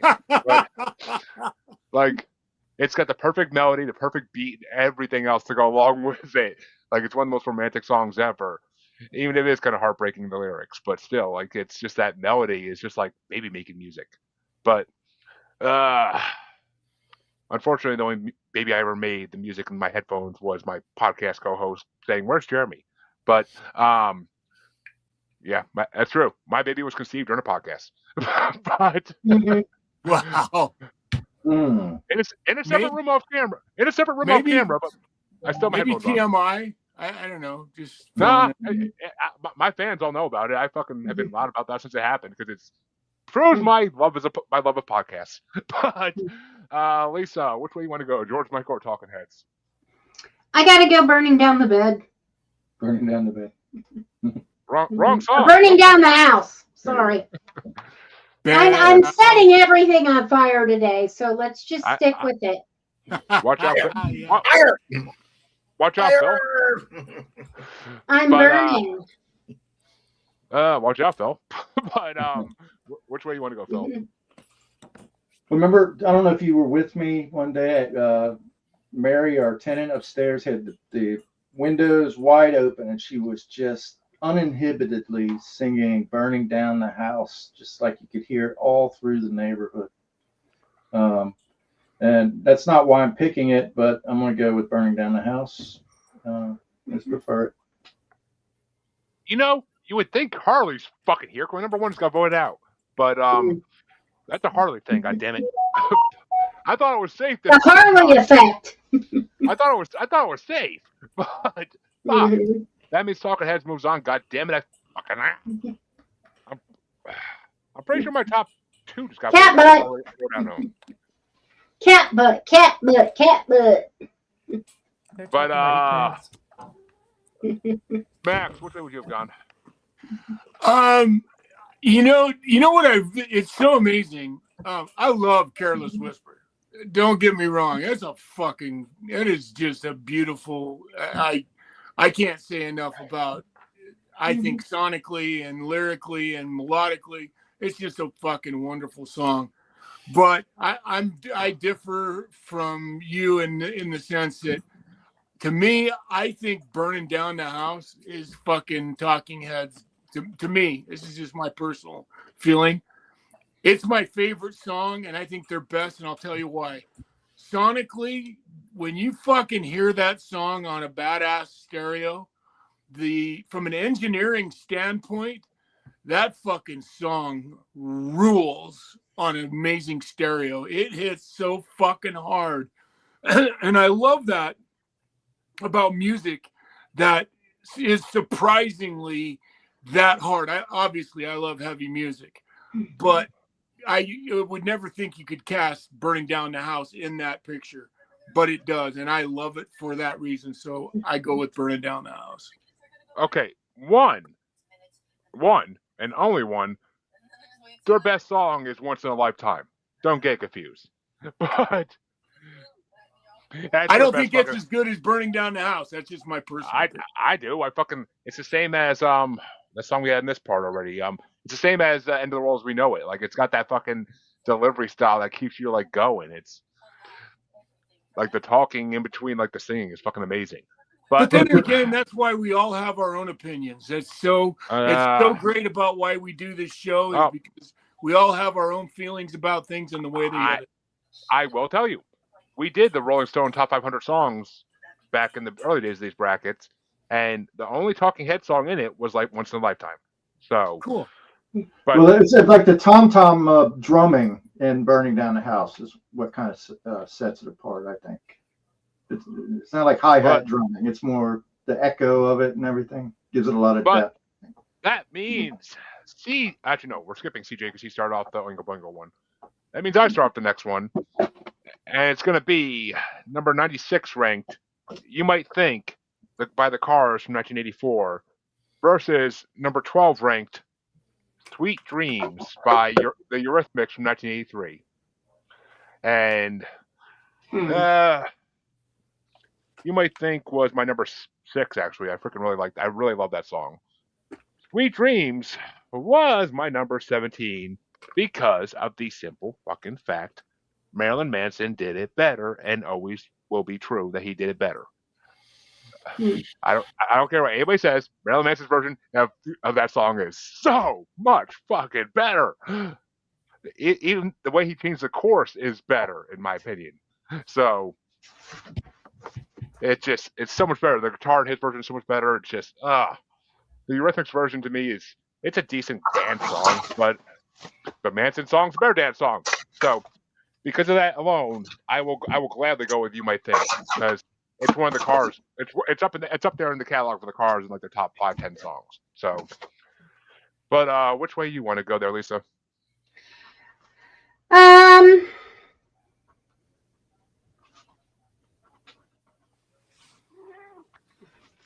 Cars. And Phil?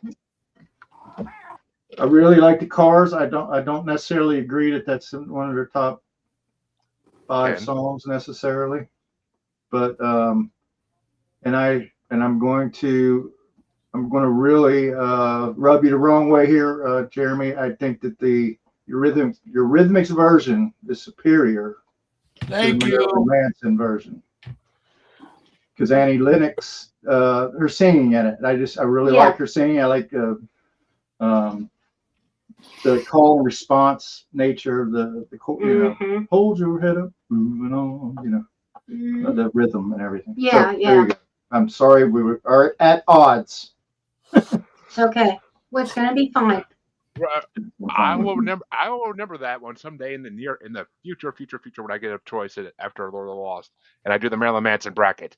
But because that talk about 2 brackets where I'll be staying at attention the whole fucking time. But swear to God, Marilyn Manson is my youth. But if that doesn't say enough about me. But Max, which way you want to go? So I'm just gonna respond to your comments about the Marilyn Manson does the Eurythmics so much better than Eurythmics. I'm gonna respond to it this way. I watched an interview with Charlie Sheen and Martin Sheen, and Charlie was talking about the critics had come out and just completely and utterly obliterated one of his performances in a movie. And Charlie and Martin looked over at Charlie and said, just remember one thing, Charlie, without you, they don't have a job. And remember, when you're listening to Marilyn Manson's version of the Eurythmics, who wrote the fucking song? So I know.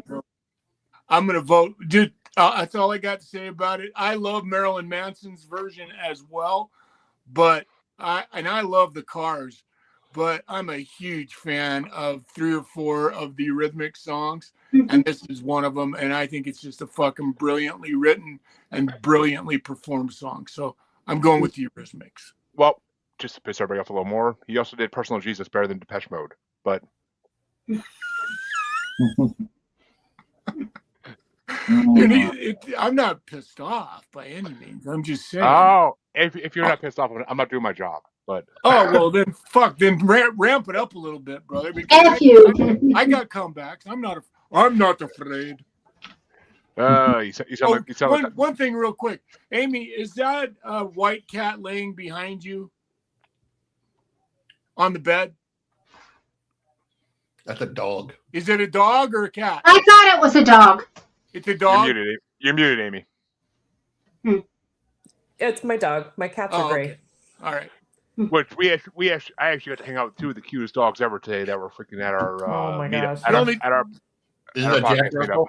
The only Oh, they're reason I was poodles. asking is because I got a black cat that looks Oh, no, a lot like that, except in reverse. So that's why I was bringing it up. Well, Amy, CJ was asking if your dog's a Jack Terrier.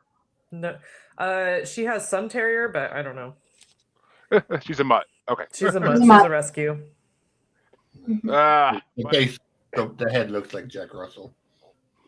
And Amy, is it going to be the Cars or your Eurythmics? Oh It's gosh. All tied at the moment. Not my favorite Eurythmics song, but just to piss you off, Jeremy. I'm gonna say Eurythmics because Annie Lennox she's the queen of humanity, and Marilyn Manson is an abusive a-hole. So Eurythmics for me. He has not been proven guilty just yet, but we'll see what happens with that. But he has not been proven guilty in the few cases that have happened. But let's ask Rose McGowan. Yeah, right. Well, actually, Rose McGowan just actually came out defending him, but Oh, okay. Oh, that was the other one. I was gonna say because him and Rose McGowan might be rekindling their relationship from what I heard last. Oh, really? Okay. Yeah. Look, yeah. anyway, I'm going to say this.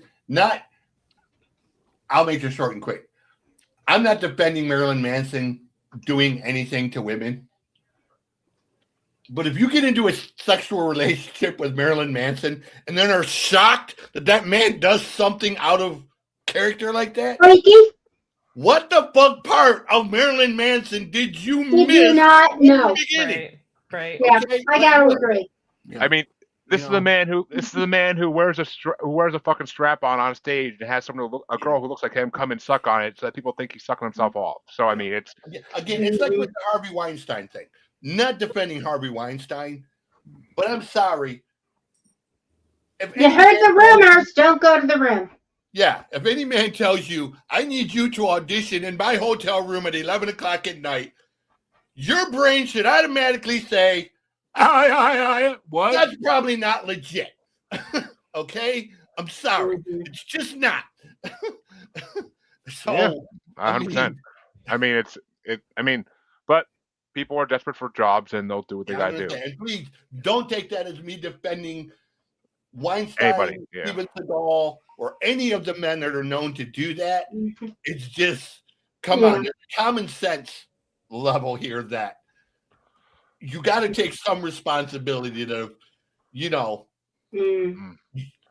you do stupid shit, there's stupid consequences. And, it's already Hollywood. So, the shit is out of pocket and common. Anyway. And no artist ever checks IDs before they go on a tour bus. Just putting that out there. No artist ever checked IDs before the groupies go on the tour bus. Just saying. ICPs go through the same shit, and I'm just like, you think they're checking fucking IDs in the 90s? You think they are? Yeah, you're fucking right. Oh, hell no.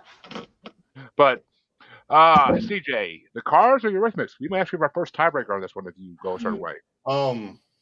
Yeah, it's going to be a tiebreaker because you might think I'm crazy, but yeah, I love the Cars. So, And no for the first time tonight, folks, and I almost didn't think it was going to happen, the coin flipper has to come out of retirement. Whoa.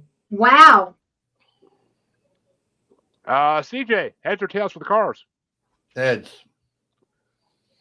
We're looking for some head. Oh, and the Cars take it. Said Jeremy in every conversation he ever had. The Cars take it. No, we're looking for some head. That's not the way to start a conversation if you want to end up that way. So No, I agree. I said in every. I didn't say at every. Believe it or not, Lisa, I am actually pretty fucking good at flirting. Believe it or not, I am actually pretty good at conversation. But I learned at a young age what not to say. You get slapped enough times and you learn what not to say. But that means that the next matchup is I'm going to working on that. Mm. Me personally.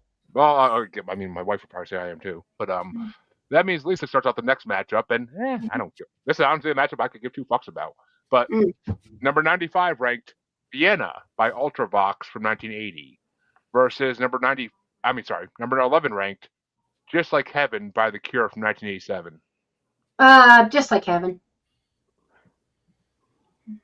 And Phil? Just Like Heaven.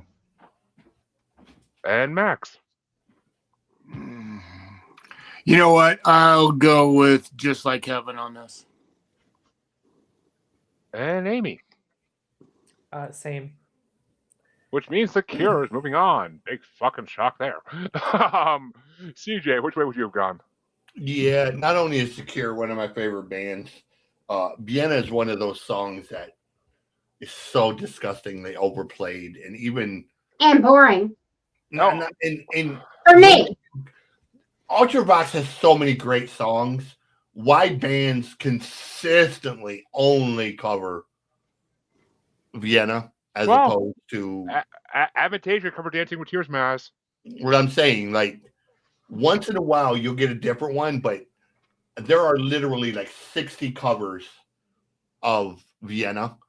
And see, it's funny you say that, CJ, because I never heard of Vienna till this part of the bracket. Again, you're not a Gen X dude, because it's one of them songs you can't be a Gen X and not have been beaten to death with. I mean, it's just yeah. Let me put it this way for you. This fucking matchup. These are both in my bottom 10. Just Like Heaven was number 24 and Vienna was number 29. So I mean, Vienna is beautiful musically. Lyrically, it's horrible, but musically, it's beautiful. Just Like Heaven, it was The Cure. So I mean, The Cure is The Cure. Exactly. I'll vote for The Cure. I mean, it's Robert fucking Smith. He defeated Mecha Streisand and saved the world. So I will always vote for I will always vote for Robert Smith. Since Dean's not here this week for the first time in forever, I'll throw in the South Park reference. But episode disclaimer: Jeremy's talking about a cartoon. I know, right? I should start making I should make a fucking guidebook with fucking links to the episodes. But the next matchup is going to start off by Phil, and it's number 94, Fade to Grey by Visage from 1980 versus number 10 ranked I Ran So Far Away by a Flock of Seagulls from 1982. Oh, jeez. I don't. You don't want to vote? Yeah, I hate both of these. I really do. I'll go to Flock of Seagulls, just because they're the new waviest of the wave. They're the waviest of the new wavers. And Max? Oh, definitely I Ran. And okay. And CJ? Yeah, it's Flock of Seagulls. Yeah, I have never heard of it. I never heard of Fade to Grey before this either, and I never heard of Visage. So, Fade to Grey for number 30. Fade to Grey for number 30, and I Ran So Far Away is my number 5. I fucking love that song. That's the best song, man. That's the best Flock of Seagulls song in my opinion. But yeah, and plus Guitar Hero memories with that song.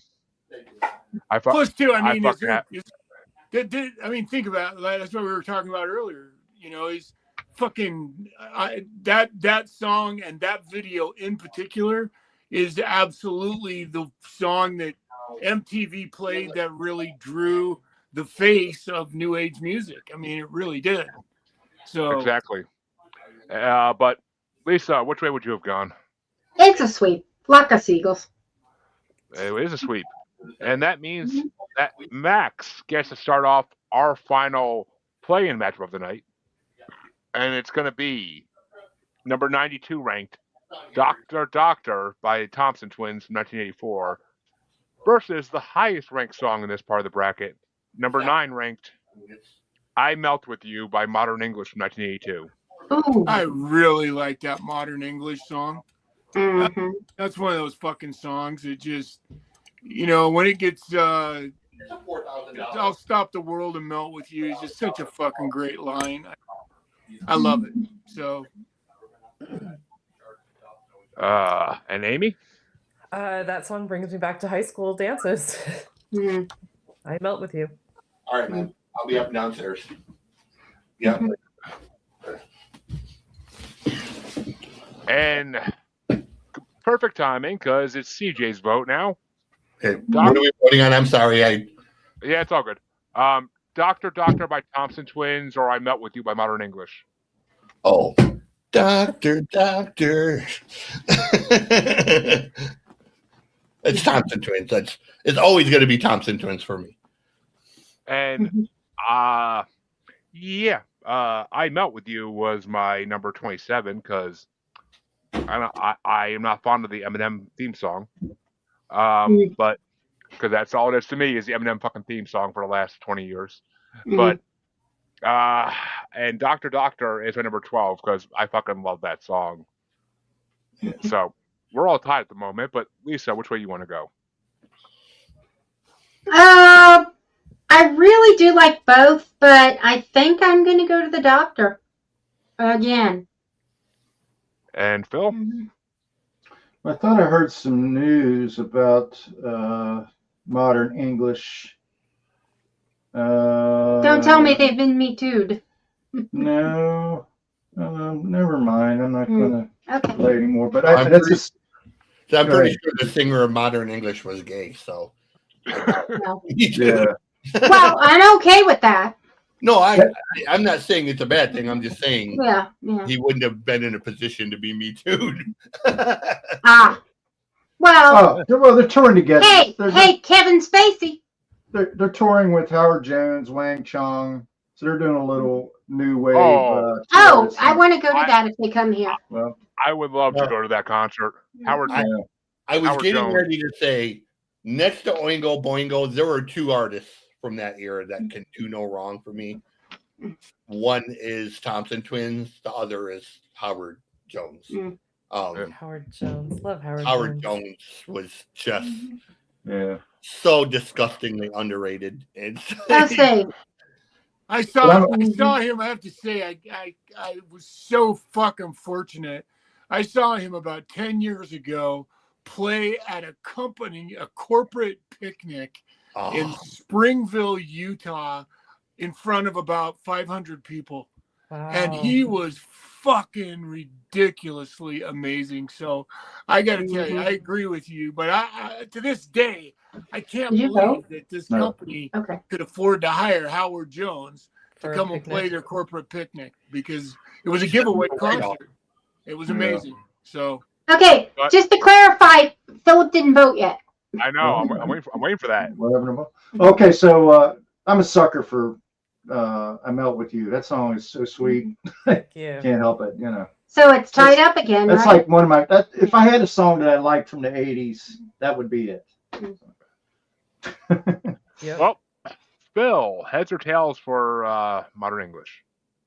I'm gonna go tails. Yeah, baby. Oh, everybody's getting their wishes tonight. Which means I Melt With You. I Melt With You moves on to the last matchup in round one, and it's probably going to win it. I'm assuming. I'm assuming already, but that means that the final matchup is going to get started off by Amy, and it's going to be "I Melt with You" by Modern English versus number 93 ranked "Love Plus One" by Haircut 100 from 1982 as well. Modern English. We're gonna get a haircut here, I think. And CJ, Yeah, it's got to be Modern English because the other band is like, oh, Exactly. And if Who? CJ hasn't heard of them, Right? Who does? yeah, Who? Love Plus One only beat Love Shack, and The Walls Come Down for me in this fucking ranking, so it was low. Mm. I Melt with You. I'll go further than this one. I have to. But Lisa, which way you want to go? Modern English. And Phil Modern English. and Max Modern English. and a sweep it is. And round one is officially over. And if you thought any of those were hard, we officially fucked ourselves in round two. But Mhm. but it'll go fast, I'm sure. Still, well, That's okay. hopefully. But I already got my wife out here with pointing at the wrist, like what the fuck? But Mhm. that means CJ starts out the first matchup in round two, and it's going to be "Dangerous Type" by the Cars versus "Owner of a Lonely Heart" by Yes. I'm gonna go with the Cars. Yeah, I mean, part of me wants to go with the Cars just for that album cover alone, but my number 10 versus my number 2, so I gotta go with my number 2, and that's "Owner of a Lonely Heart." I fucking love that song. Better than it's better than "Owner of a Broken Heart." But Lisa, which way you want to go? I gotta go with Jeremy on this one. Owner of a Lonely Heart. And Phil? Yeah, I'm gonna go with Owner of the Lonely Heart. Yeah. And plus, that breakdown halfway through with the fucking guitar is amazing. But Max, which way you want to go? Yes. Yes.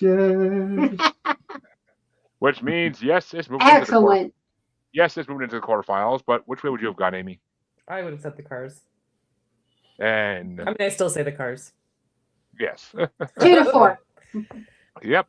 And that means that I start off the next matchup, and it's going to be "Space Age Love Song" by A Flock of Seagulls versus "It's the End of the World as We Know It" by REM. And I gotta go with REM. It's not the Seagull song I will vote for in the second round. But which way you want to go, Lisa? REM. And Phil? Yep. And Max? Can I just be blasphemous and say Rem? Go ahead. I don't care. I hold no fucking fucks about them. So it's Exactly. I used to make fun of my co-hosts for bringing them on so often. It's But- just so funny. I got one time this friend of mine just fucking chewed my head off. How dare you call them Rem?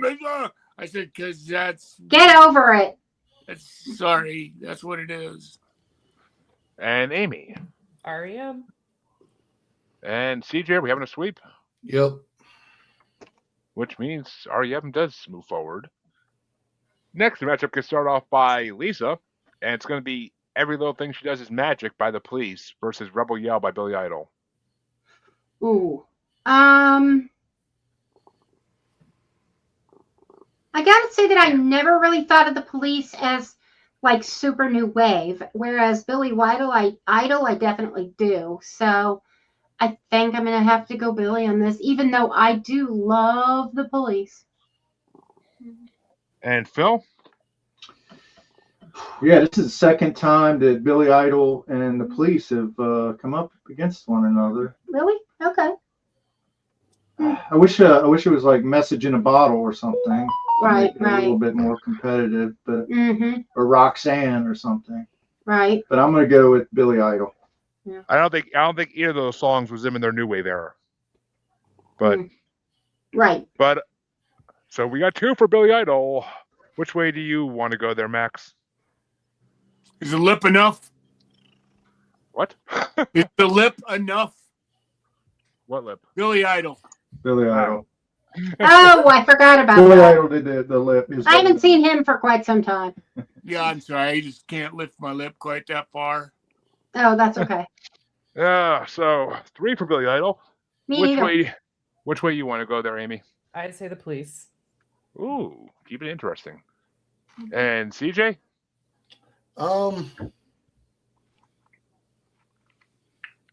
You know what? I'm gonna go the police because I just read an article about, or I just seen an article about Billy Idol, something he did in 1993, and it kind of makes me lose a lot of respect for him.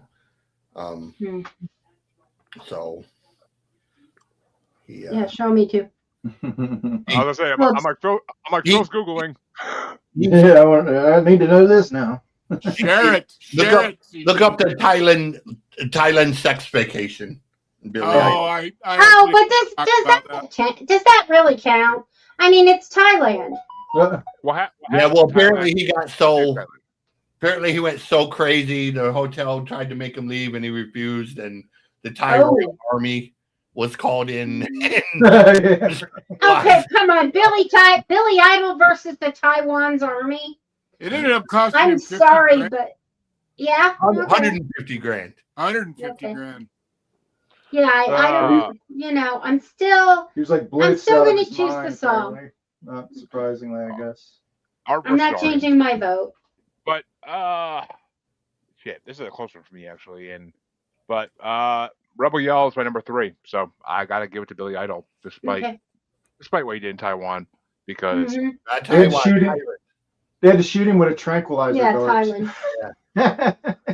I mean, yeah, Taiwan's where all the toys are made, but what happens in Thailand stays in Thailand. So I mean, Thailand's got a bad history of that happening with underage children, though.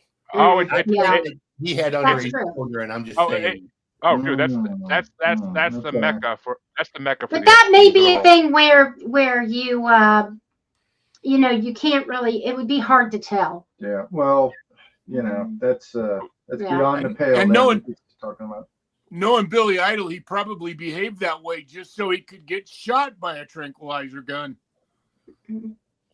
But that means the next matchup is going to get started off by Phil, and it's going to be Lips Like Sugar by Echo and the Bunnymen versus Beds Are Burning by Midnight Oil. Midnight Oil. And Max? You know where I'm going with that one. And Amy? Midnight Oil. And CJ? Yep. And actually, because Lips Like Sugar was at the bottom of my fucking list. So yeah, Beds Are Burning. Beds Are Burning moves on. Absolutely. Yep, and Lisa agrees. That's a full 6. So fuck it. And that means we go the other side of round 2, where the harder matchups await. Oh yeah, here we go. Max, Rock the Casbah. What? I was just being silly. Rock the Casbah by The Clash or Dead Man's Party by Oingo Boingo? I'm gonna stick with the big guns on this one. I'm gonna go Oingo Boingo on this one. And Amy. The Clash. And CJ's, if I don't know. Yeah. It's the Dead Man's Party.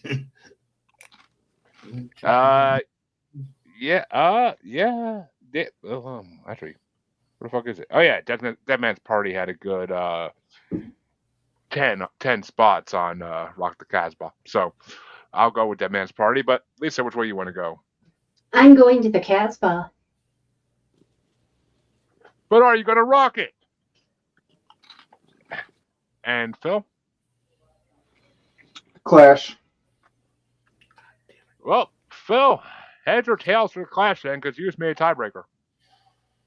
Well, the tails served me well last time, so we're going to go tails here. Oh, you heard him, Lisa. Phil's looking for some tail. I know. Oh, he's only getting some head tonight. Yeah. I think he'd be okay with that. Either way, I win, right? One of the first gift I ever gave him. That's a no-lose situation, Phil. I mean, no matter how you look at it. I mean, for me, that's I I'll take the head even better because ain't no other kids coming out of that. So Well, yeah. even though Harley's not here, she's retching somewhere. Yes. She puts on a good front, you know. But We know. that me. I mean, no offense. You find a woman with a kid comes out of the tail. Let me know. You might want to call National Geographic over that. I mean, And the National Enquirer. you know. But that. And that Guinness me, Book of World Records. Yeah. But that actually that actually happened in this day and age with things, but we won't go into that. That's a whole nother conversation. But that means the next matchup is going to get started off by Amy. Money for Nothing by Dire Straits or Burning Down the House by Talking Heads. Oh, come on. Yeah. Didn't we do this one already? No. They beat out Duran Duran and George Michael You to like- get here. You dislike the last one that had Money for Nothing in it. Yeah, equally no, I much. do not like Dire Straits. I like Mark Knopfler, but not that band. But I'm going to go with Dire Straits again. Because I don't like the other one. And CJ? What was the first one? Dire Straits and what? Burning Down the House.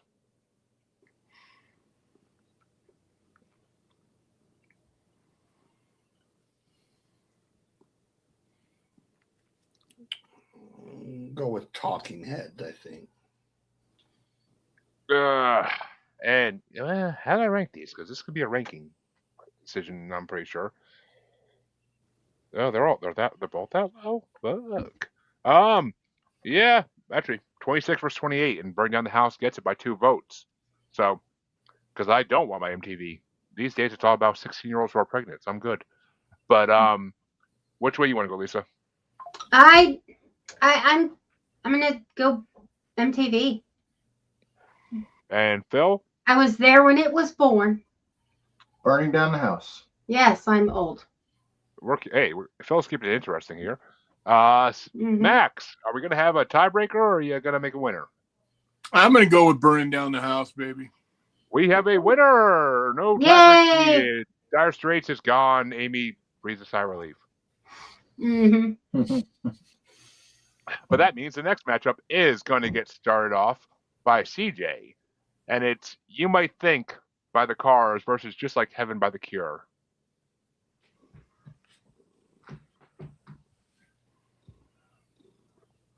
I'm gonna go with the Cure. I'm a Cure fan, so yeah. That's number 6 versus number 24. So I gotta go with the Cars. I like the Cure, but just not that song. Cool. I like the Cure, but I figured it'd lose, but you know. yeah, you don't know yet. It ain't over till the Canary sings here. But which way you want to go, Lisa? Yep. The Cars. Okay. Oh my God, yep. The Cars? Really? Mm-hmm. What's the And Cars song? You Might Think? Yeah. You might think, yeah. Crazy. And Phil?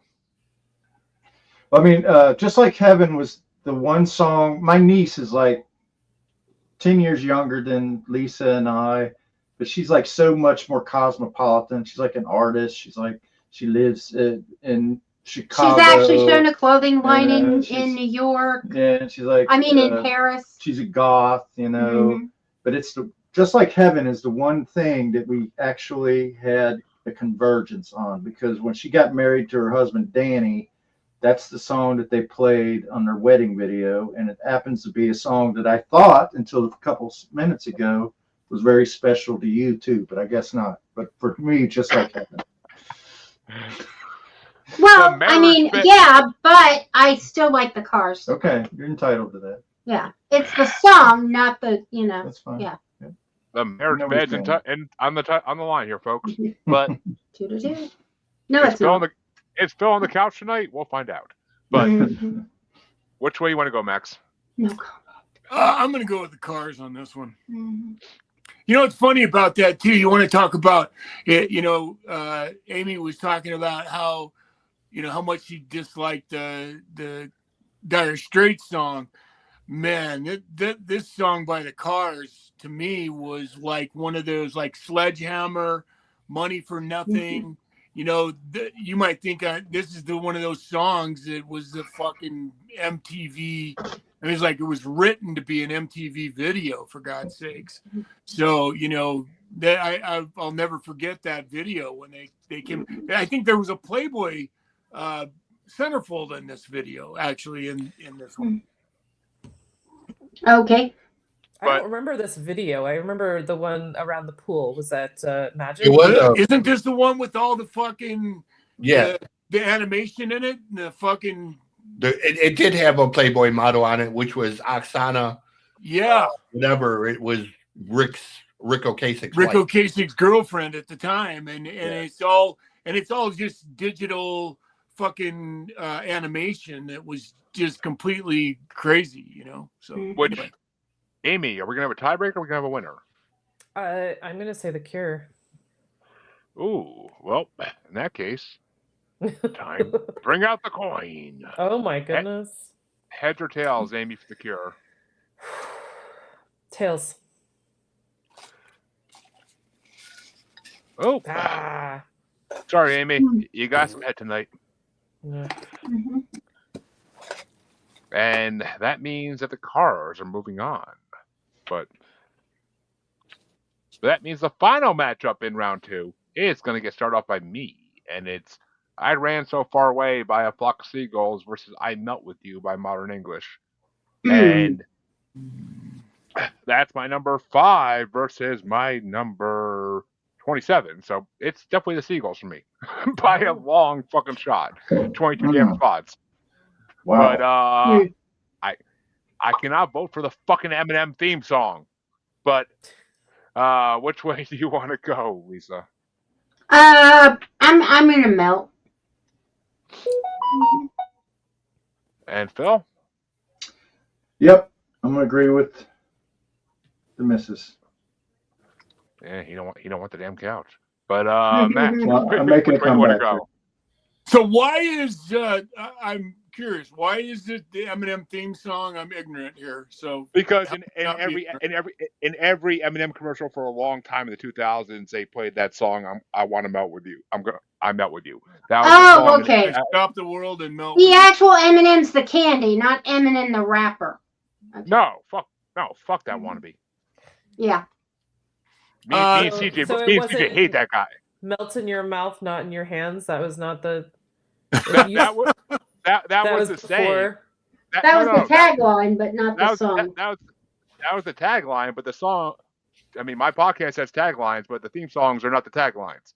So, I'm like CJ. I can't remember my own music. What was the other song? I'm sorry, I forgot. In a momentary lapse of. I Ran So Far Away. Sure. I ran so far away. It's definitely I Ran. And Amy. I Melt With You. And CJ. We're gonna have a tiebreaker. Or we're gonna have a winner. I Ran. Crap. Well, heads or tails for the Seagulls, then, CJ. Oof, let's see what happened. Oh, somebody finally actually gets what they want for the first time in a few coin flips here. And the Seagulls move on, much to my chagrin and actually not my chagrin, to my joy. But that means that round 2 is officially over. And that was actually a fast one. Well, semi. Well, that should make your wife happy. She won't have to keep pounding on her watch. Well, actually, the baby, I put the baby down in the crib right before we started this, and last time my wife came out, she was still sleeping. So, I mean. Oh, nice. There you go. She hit 3 new milestones in the last 2 days, though. So she's going through, whenever they hit milestones, they sleep a lot, which is awesome. Yep. Yeah. And now she can stack things and she can play pretend.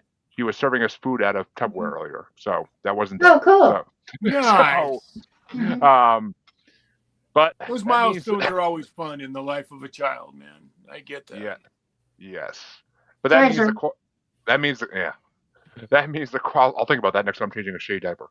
But that means the quarterfinals can get started off by. What the fuck were we? I don't know. I just had the last one, so it can start off by Lisa.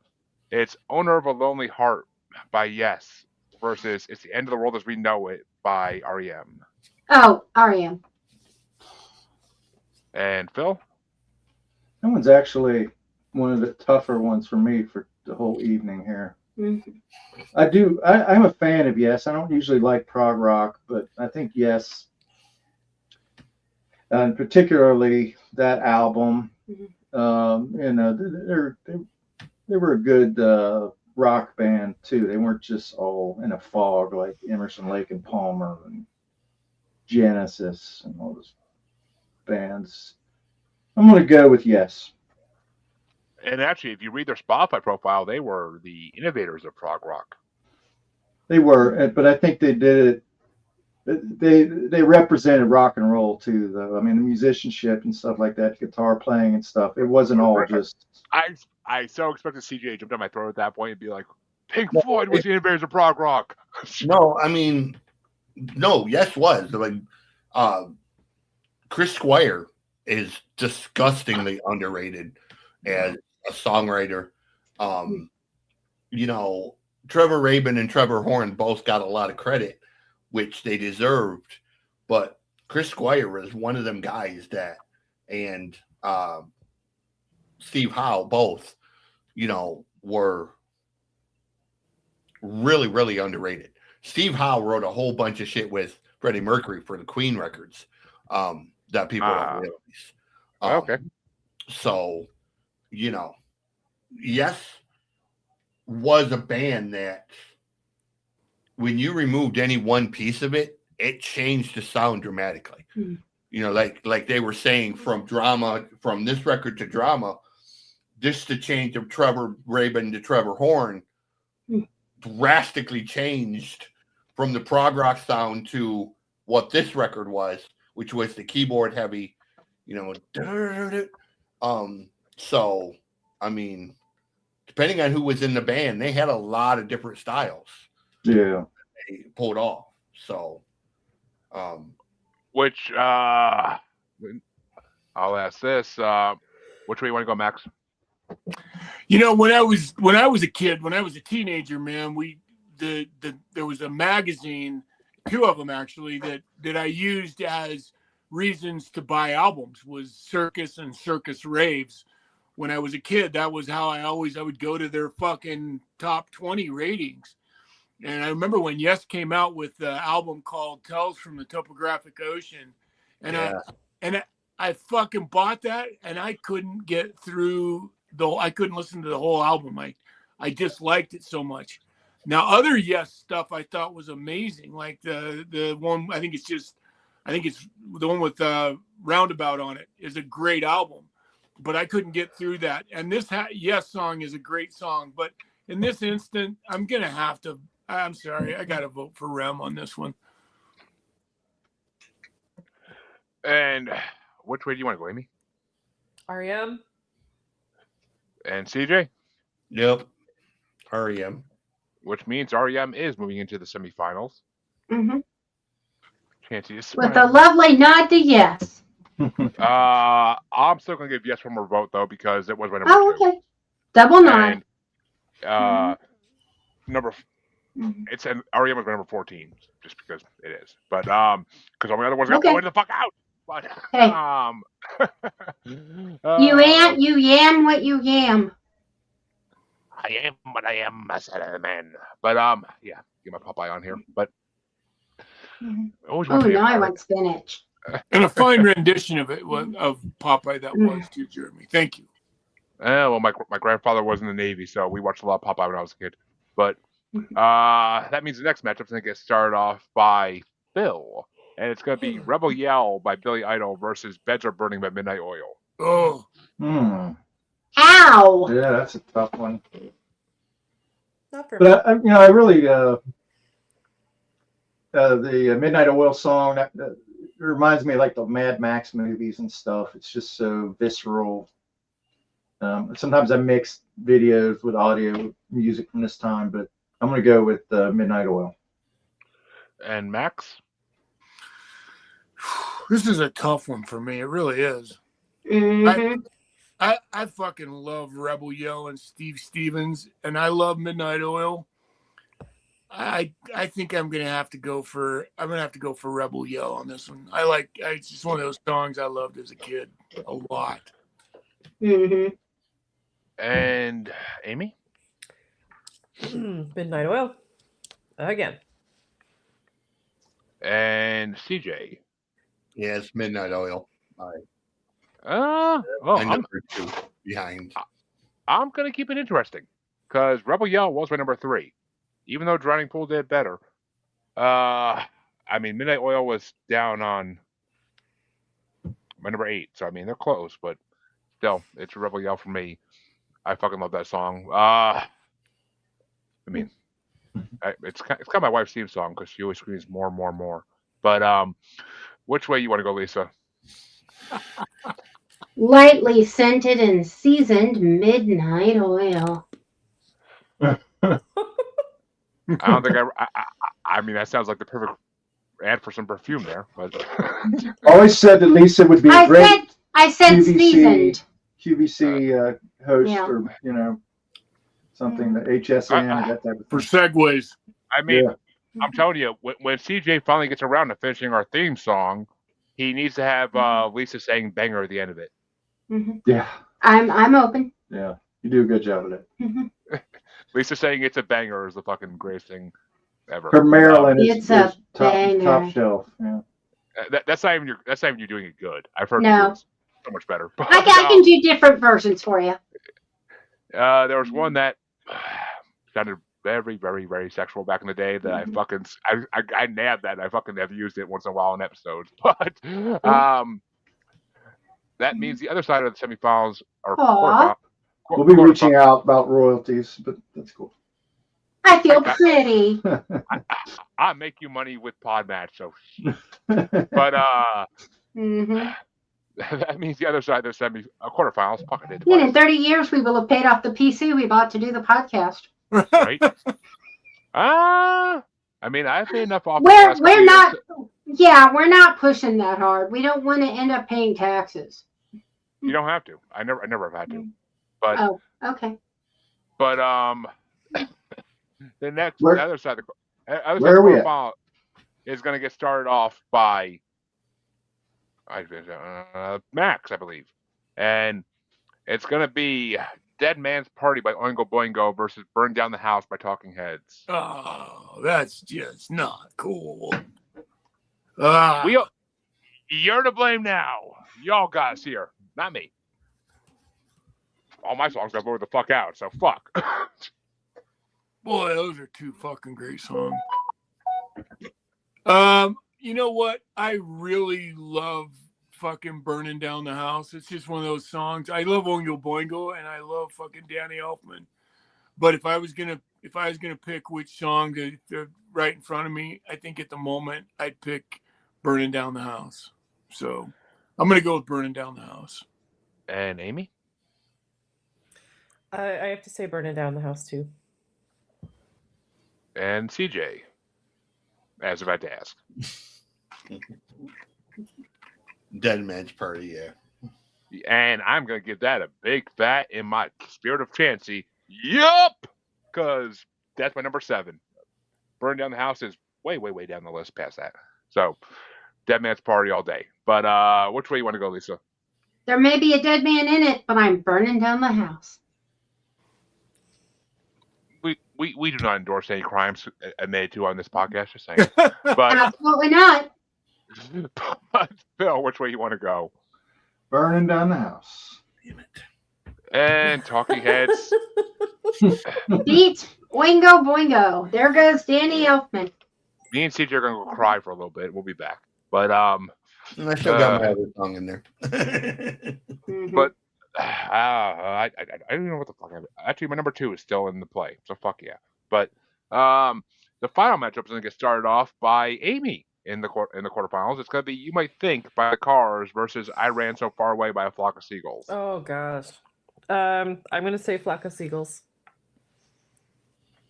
Now that fucking modern English is out of this shit, right? But CJ, which way you want to go? Yeah, I'm gonna go Flock of Seagulls. And I personally, I ran so far away from number 5. You might think is my number 6. Fuck, but my number 5 takes it. So Flock of Seagulls. But which way you want to go, Lisa? I'm gonna go with the Cars because I think it's a little quirkier. See, it's got an energy that I'm feeling right now. If you ask me in an hour, I might switch, but for now, the Cars. See, I said 3-1, hun. I said I ran so far away was Guitar Hero in the last round, and it was. There was a special the third or fourth game they put out for Guitar Hero was the 80s edition, and I ran so far away was like one of the most the first songs on there, and I fucking used to play the shit out of that song on Guitar Hero back in the day. I hear they're bringing that back. I wish they would, because my kids would love that. Guitar Hero is such a fun game. Don't they have a version where you're supposed to play it on a real guitar? That's called Rocksmith. Rocksmith? Okay. Rocksmith, right. I've heard of that. That's more of an educational thing, maybe? I haven't owned a real guitar in 20 years, and I never was any good at it to begin with. I used to just make up songs about my brother liking black men. So that was high school me. I used to... Whenever he had friends over, I'd burst into his room singing songs about him and black men together. I was an asshole. Hey, we know. Yeah, you might want to I couldn't pass that one out. If you're not sitting down, you might want to sit down. That was like a ball straight down the middle. Okay, I had to hit it. Yeah, okay, shoeless Joe there. But hey, I had shoes on. Bill, which way you want to go? Okay, so we're talking three birds and a thing they shit on. Oh, you might think. Okay. Yeah. I'm just with all due respect to Danny Elfman and the tributes we paid to him, and my own respect, I'm just not a fan. It's I ran so far away versus you might think. It's not Oingo Boingo. So still doesn't matter. Versus Cars. It's still going to be the Cars. Oh, you're picking the Cars. Aaron, Aaron. Wow. Aaron and I really reviled Flock of Seagulls at the time. We really mocked it and ridiculed it as much as laughed our ass off at the whole thing. Didn't like it. Good said words. We were living in the 70s and the 80s. I mean, we were all about the rock of the 70s. And the 80s. Yeah. I mean, I swear to God, I kind of wish Aaron would join us on these because I think he would have particular opinions about a lot of these songs. Oh yeah. He might abstain on a few of the matchups, actually. I honestly miss Aaron in brackets. It's the funnest fucking thing in the world to have him on a bracket because it's just things that you never think would be said about a song or said. But Max, are we gonna have a tiebreaker or a winner for here in the final matchup in the quarterfinals? I'm gonna go with Iran. Which means we don't need no damn coin flip. We have a Seagulls moving forward. Yeah, all the cars are in our house. And I mean, we should get a car. We're holding all the cars. Which means the quarterfinals are officially over. And I mean, I'll tell you this: A Flock of Seagulls sounds pretty scary after watching the Birdemic movies. Oh yeah.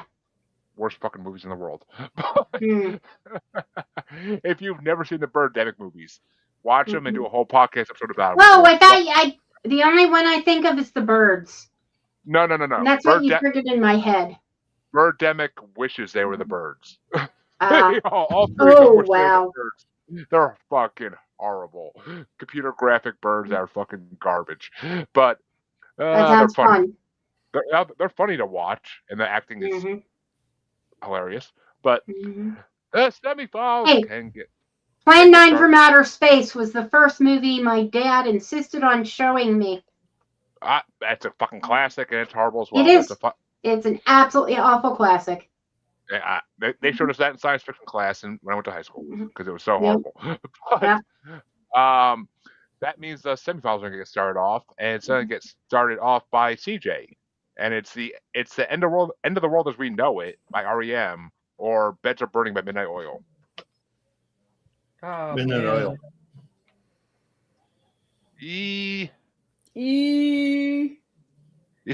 I gotta look at my rankings. I honestly don't know. Actually, okay, I do know. Beds Are Burning is number 8, and the other one's number 14. So Beds Are Burning by a few. But which way you want to go there, Lisa? It's the end of the world as we know it, and I feel fine. Sorry. That song was in every fucking sitcom in the 2000s. I swear to God. That's But- okay. Phil, which way you want to go? The only REM song that really annoys me is "Shiny Happy People." Can't stand that. But I'm somewhat of a fan, so I'm gonna. The Midnight Oil's come along. You know, I think I voted for it every time. I'm gonna go with REM on this one. I mean, Night Swimming is a fucking good song. I'll keep saying that, but but which way you want to go, Max? We're all tied up at the moment, I believe. Can I just ask a quick question of Lisa and Phil? Is that a Gibson SG? Have I asked you about that before, hanging on your door? You have not, and hun? It's an SG, but I don't even know if it's a. I mean, would that necessarily make it a Gibson SG? Well, Gibson just would be the manufacturer. It's either like could be an Epiphone. There's a lot of people that make. If it's a Gibson, it's worth a lot more money. If Well, it's not, we bought it at a secondhand store for $25. Well, it ain't. And when we looked this exact guitar up, it was worth $200. I mean, Okay. it could have been somebody that didn't. It could have been somebody that didn't know what How do they we had. tell? Yeah. It should be That's on the entirely headstock possible. above the tuning pegs. It should have a logo Okay. at the very top of the Should already neck. know this. Huh? It looks like. Oh, it he's looks like working an, on it. Up It here, looks huh? like an Epiphone to me. Oh, it's an Epiphone. Ah, I'm gonna okay. say it's an Epiphone. I can tell just from the head. Yeah, I got just a glimpse of the headstock. And I can see it. Right, right. Epiphone is a Gibson knockoff, so They usually still sound good. they sound great. Yeah, but Yeah. But I mean, you know, $200 for something you bought for $25 is not bad. Hey, oh, that's it's a worth win. 25. Oh, you But- got a fucking deal on But I that. feel bad because when I bought it, I was like, I'm gonna give myself a year, and if I don't learn how to play it, I'm gonna pass it along to somebody to play it because I feel guilty for holding it. And just I'll tell having you it right as a now. flop. I'll double your money. I'll give you 50. Oh, yeah. Well, maybe we'll talk. Maybe I'm we'll kidding. I'm kidding. I'm kidding. You can sell it easily for much more than that. Okay, what was not the REM song, but what's the other one? Midnight Oil. Yeah, Midnight Oil. Definitely, I'm going with Midnight Oil. And Amy, Same. Midnight Oil. which means we Always. don't need. Once again, we don't need no damn coin flip. Midnight Oil makes it into the final matchup.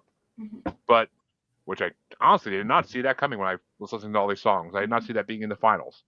Hell, I saw Karma Chameleon being in the fucking finals, for God's sake. I thought everybody. Wow. Well, I didn't I even thought see the finals. I thought everybody loved that fucking song, but I it's like an A. it. I It's like an it. A. I just good, don't but- like it. Like, Yeah. It's an beds are A's burning, classic. man. It's an A's classic in my fucking mind. But Depends on what it's up against. Yeah, but so is Midnight Right, Oil. So, right. you know. it wasn't before this to me. But no one ever said, "Hey, listen to this Midnight Oil song."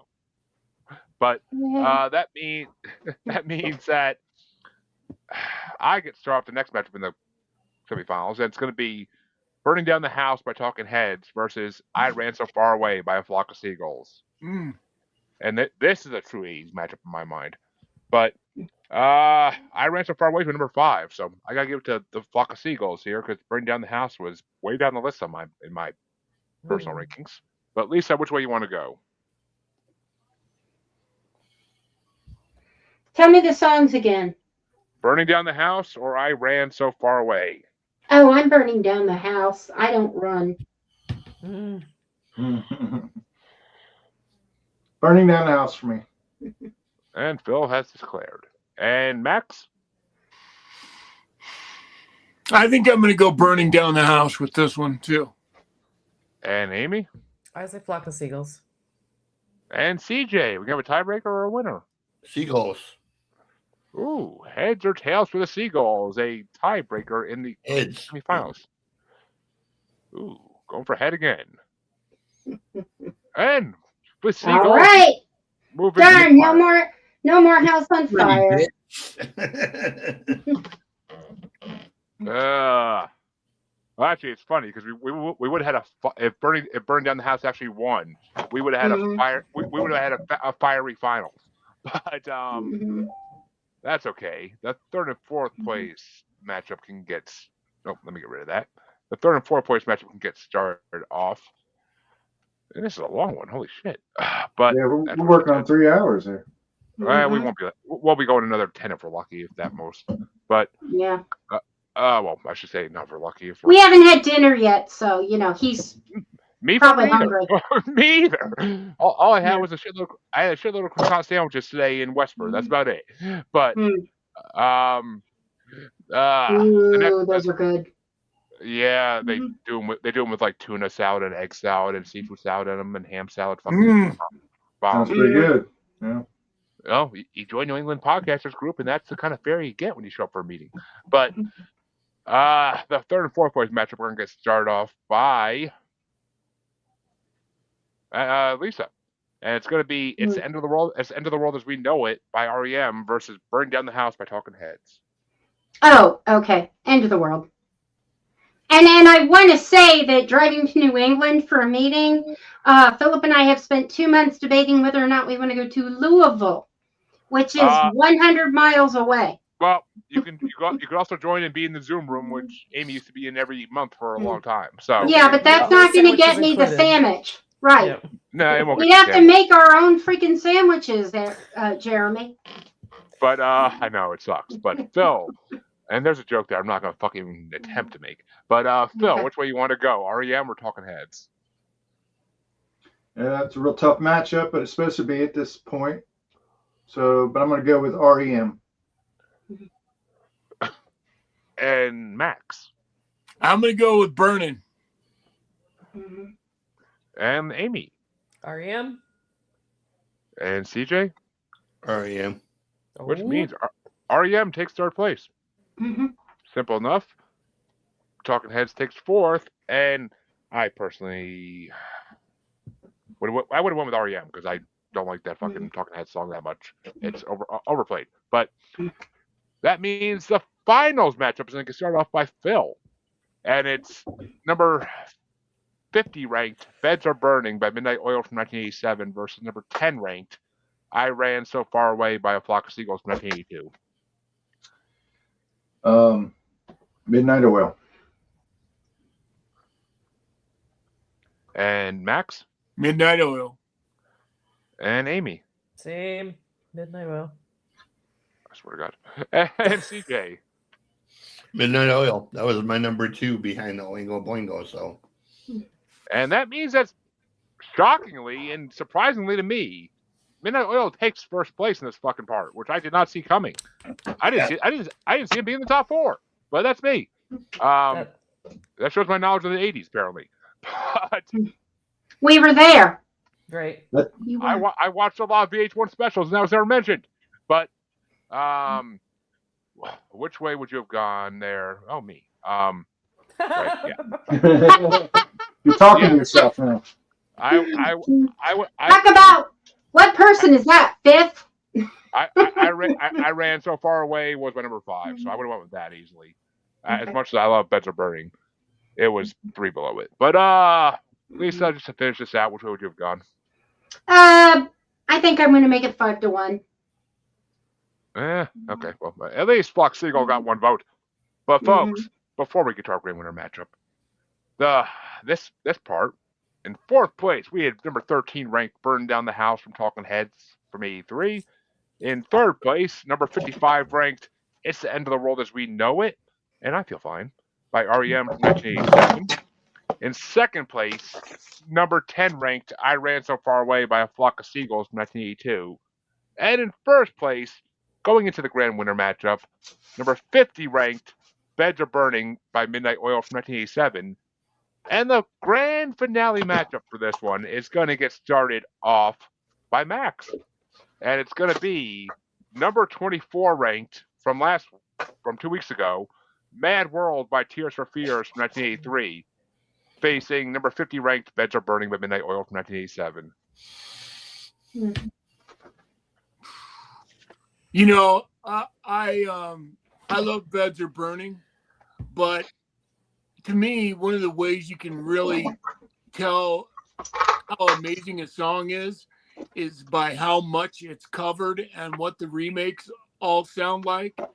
And fucking like I said, I didn't even realize that. I didn't realize that it was a cover song when I watched Donnie Darko and heard the remake of. I didn't, like I said, till years ago, and I just fucking love Mad World. I think it's just one of the greatest songs ever written. It's one of those ones that just it's like fucking Shawshank when it comes on. So I'm gonna go with Mad World. And Amy, Tell me what Mad World is up against again. Beds Are Burning. Oh, Beds Are Burning. Ooh. Oh. And CJ? Yeah, Beds Are Burning. Well, let's see. I had Mad World at number 13 in that previous bracket. And I have Beds Are Burning at number 8, so I guess I got to go with Beds Are Burning based on my rankings. Oh. I wasn't even a big proponent of Mad World winning the last fucking one. Somehow it just happened. But, Lisa, which way you want to go?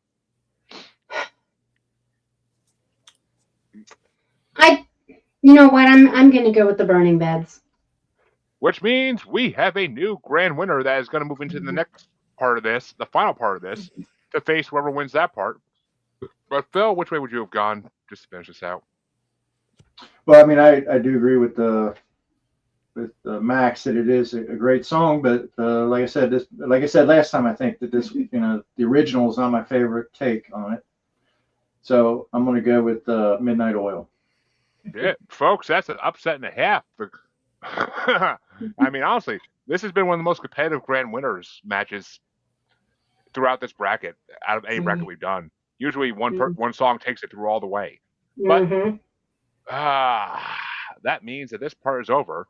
You can come back in 2 weeks to see the final part of this, which will have the Cars returning, of course, the Clash returning, some Rockwell and Michael Jackson coming into it, some more Thompson Twins, some Blondie and Dexy's Midnight Runners coming into it. Oh, nice. Some more Police coming in. I always thought the Blondies were Blondie was the 70s, but there's a lot of good 80s for her. And gonna have some Cyndi Lauper and InXS coming into it. Oh, okay. Woo, yeah. And some Bananarama and Tears for Fears is returning into it. So all right. And some more next week? Yeah, 2 weeks. And some more Eurythmics coming into it as well as Soft Cell, which Marilyn Manson also did that song. Do we already have the list for that, or it will be shared out to everybody except Amy as soon as this is over. Amy will get hers on Monday when I'm at work and I can actually sit there and make it. But okay, because Amy I don't do Spotify. Yeah, Amy does the YouTube variant, but me too. I know, which I share out to the groups. So Philip does Spotify at work. I do YouTube at home. I do Spotify YouTube music, so I do Spotify everywhere in my car and at work. So yeah. But Amy, where can they find you? I am on Instagram at Grounded in Maine Podcast, or you can look up the podcast at Grounded in Maine. And CJ, where can they find you besides our usual hangout? I am on all streaming services as CJ Plain. I'm on Fauci Book and TikTok is Music God CJ Plain. The website is musicgodcjplain.rocks. And that's pretty much it, yeah. And go check out Neon Exodus if you haven't already. Goddamn. Yes, but it's on all the streaming services. But Lisa and Phil, where can they find you? At Pod and all the famous podcatchers out there, Apple, YouTube. Spotify, YouTube. We're doing a lot of work on YouTube, of course, and we're with the Antisocial Network, of course, as are you and a lot of the people that we podcast with. So, yeah, 5 out of 6 are out here on Antisocial Network. So, but Max, where can they find you? At Daryl Peterson on Facebook. You can find me The Pain Lair, all one word, on YouTube. Also, as you can imagine, I'm on the antisocial network. I do a show called Wrestle Shoot, and I also, in the very near future, within the next couple of weeks, we'll have a new show called The Pain Lair, and with all the stuff I do with all of you guys. So if you just type in Max Payne to your Google machine, there you'll find me. Google machine. I fucking love it. And come back next week, folks. We'll be continuing the WWE music bracket Yeah, on I the think it's Asylum. WWE, isn't it, next week? Yep, WWE music bracket's continuing next week for the 9th part, I think, out of 15. God help me now. You can only listen to so many theme songs before you eventually want to enter court. I swear to God, I wanted to enter the stand-in freaking family court to Stone Cold's theme song so bad. But Jeremy, what's next after? Like once the 80s is all done, then do we move in the 90s? What do we do next? Nope. In 2 weeks, and the final part of this bracket, there will be the wheel spin to determine whoever's on that bracket gets to pick. Whoever wins the wheel spin can pick what the next bracket topic. I have a massive, huge list among other things. I'm guessing it's big. Then is what you're saying. Oh, that's what she said. But yeah, you ain't wrong. You know, but I caught a fish. It was this big. The movie Dave. I think it's the movie Dave. I like that movie. I love it. I mean, I ain't gonna lie. My wife caught that fish last night. But you can find Maniacal Music Musings on all your podcatchers, and you can catch us on Facebook as Squatchy Largefoot, on X and the Gram is at Juggalo Bastard, and of course YouTube Maniacal Music Musings, the best place to see every fucking thing we've ever done. Oh, my dogs are howling. And other than that, come back in 2 weeks, check out the next part, and check out the regular episode releases every Friday. Till then, everybody, it's been a long fucking night. Have a good one. I'm out.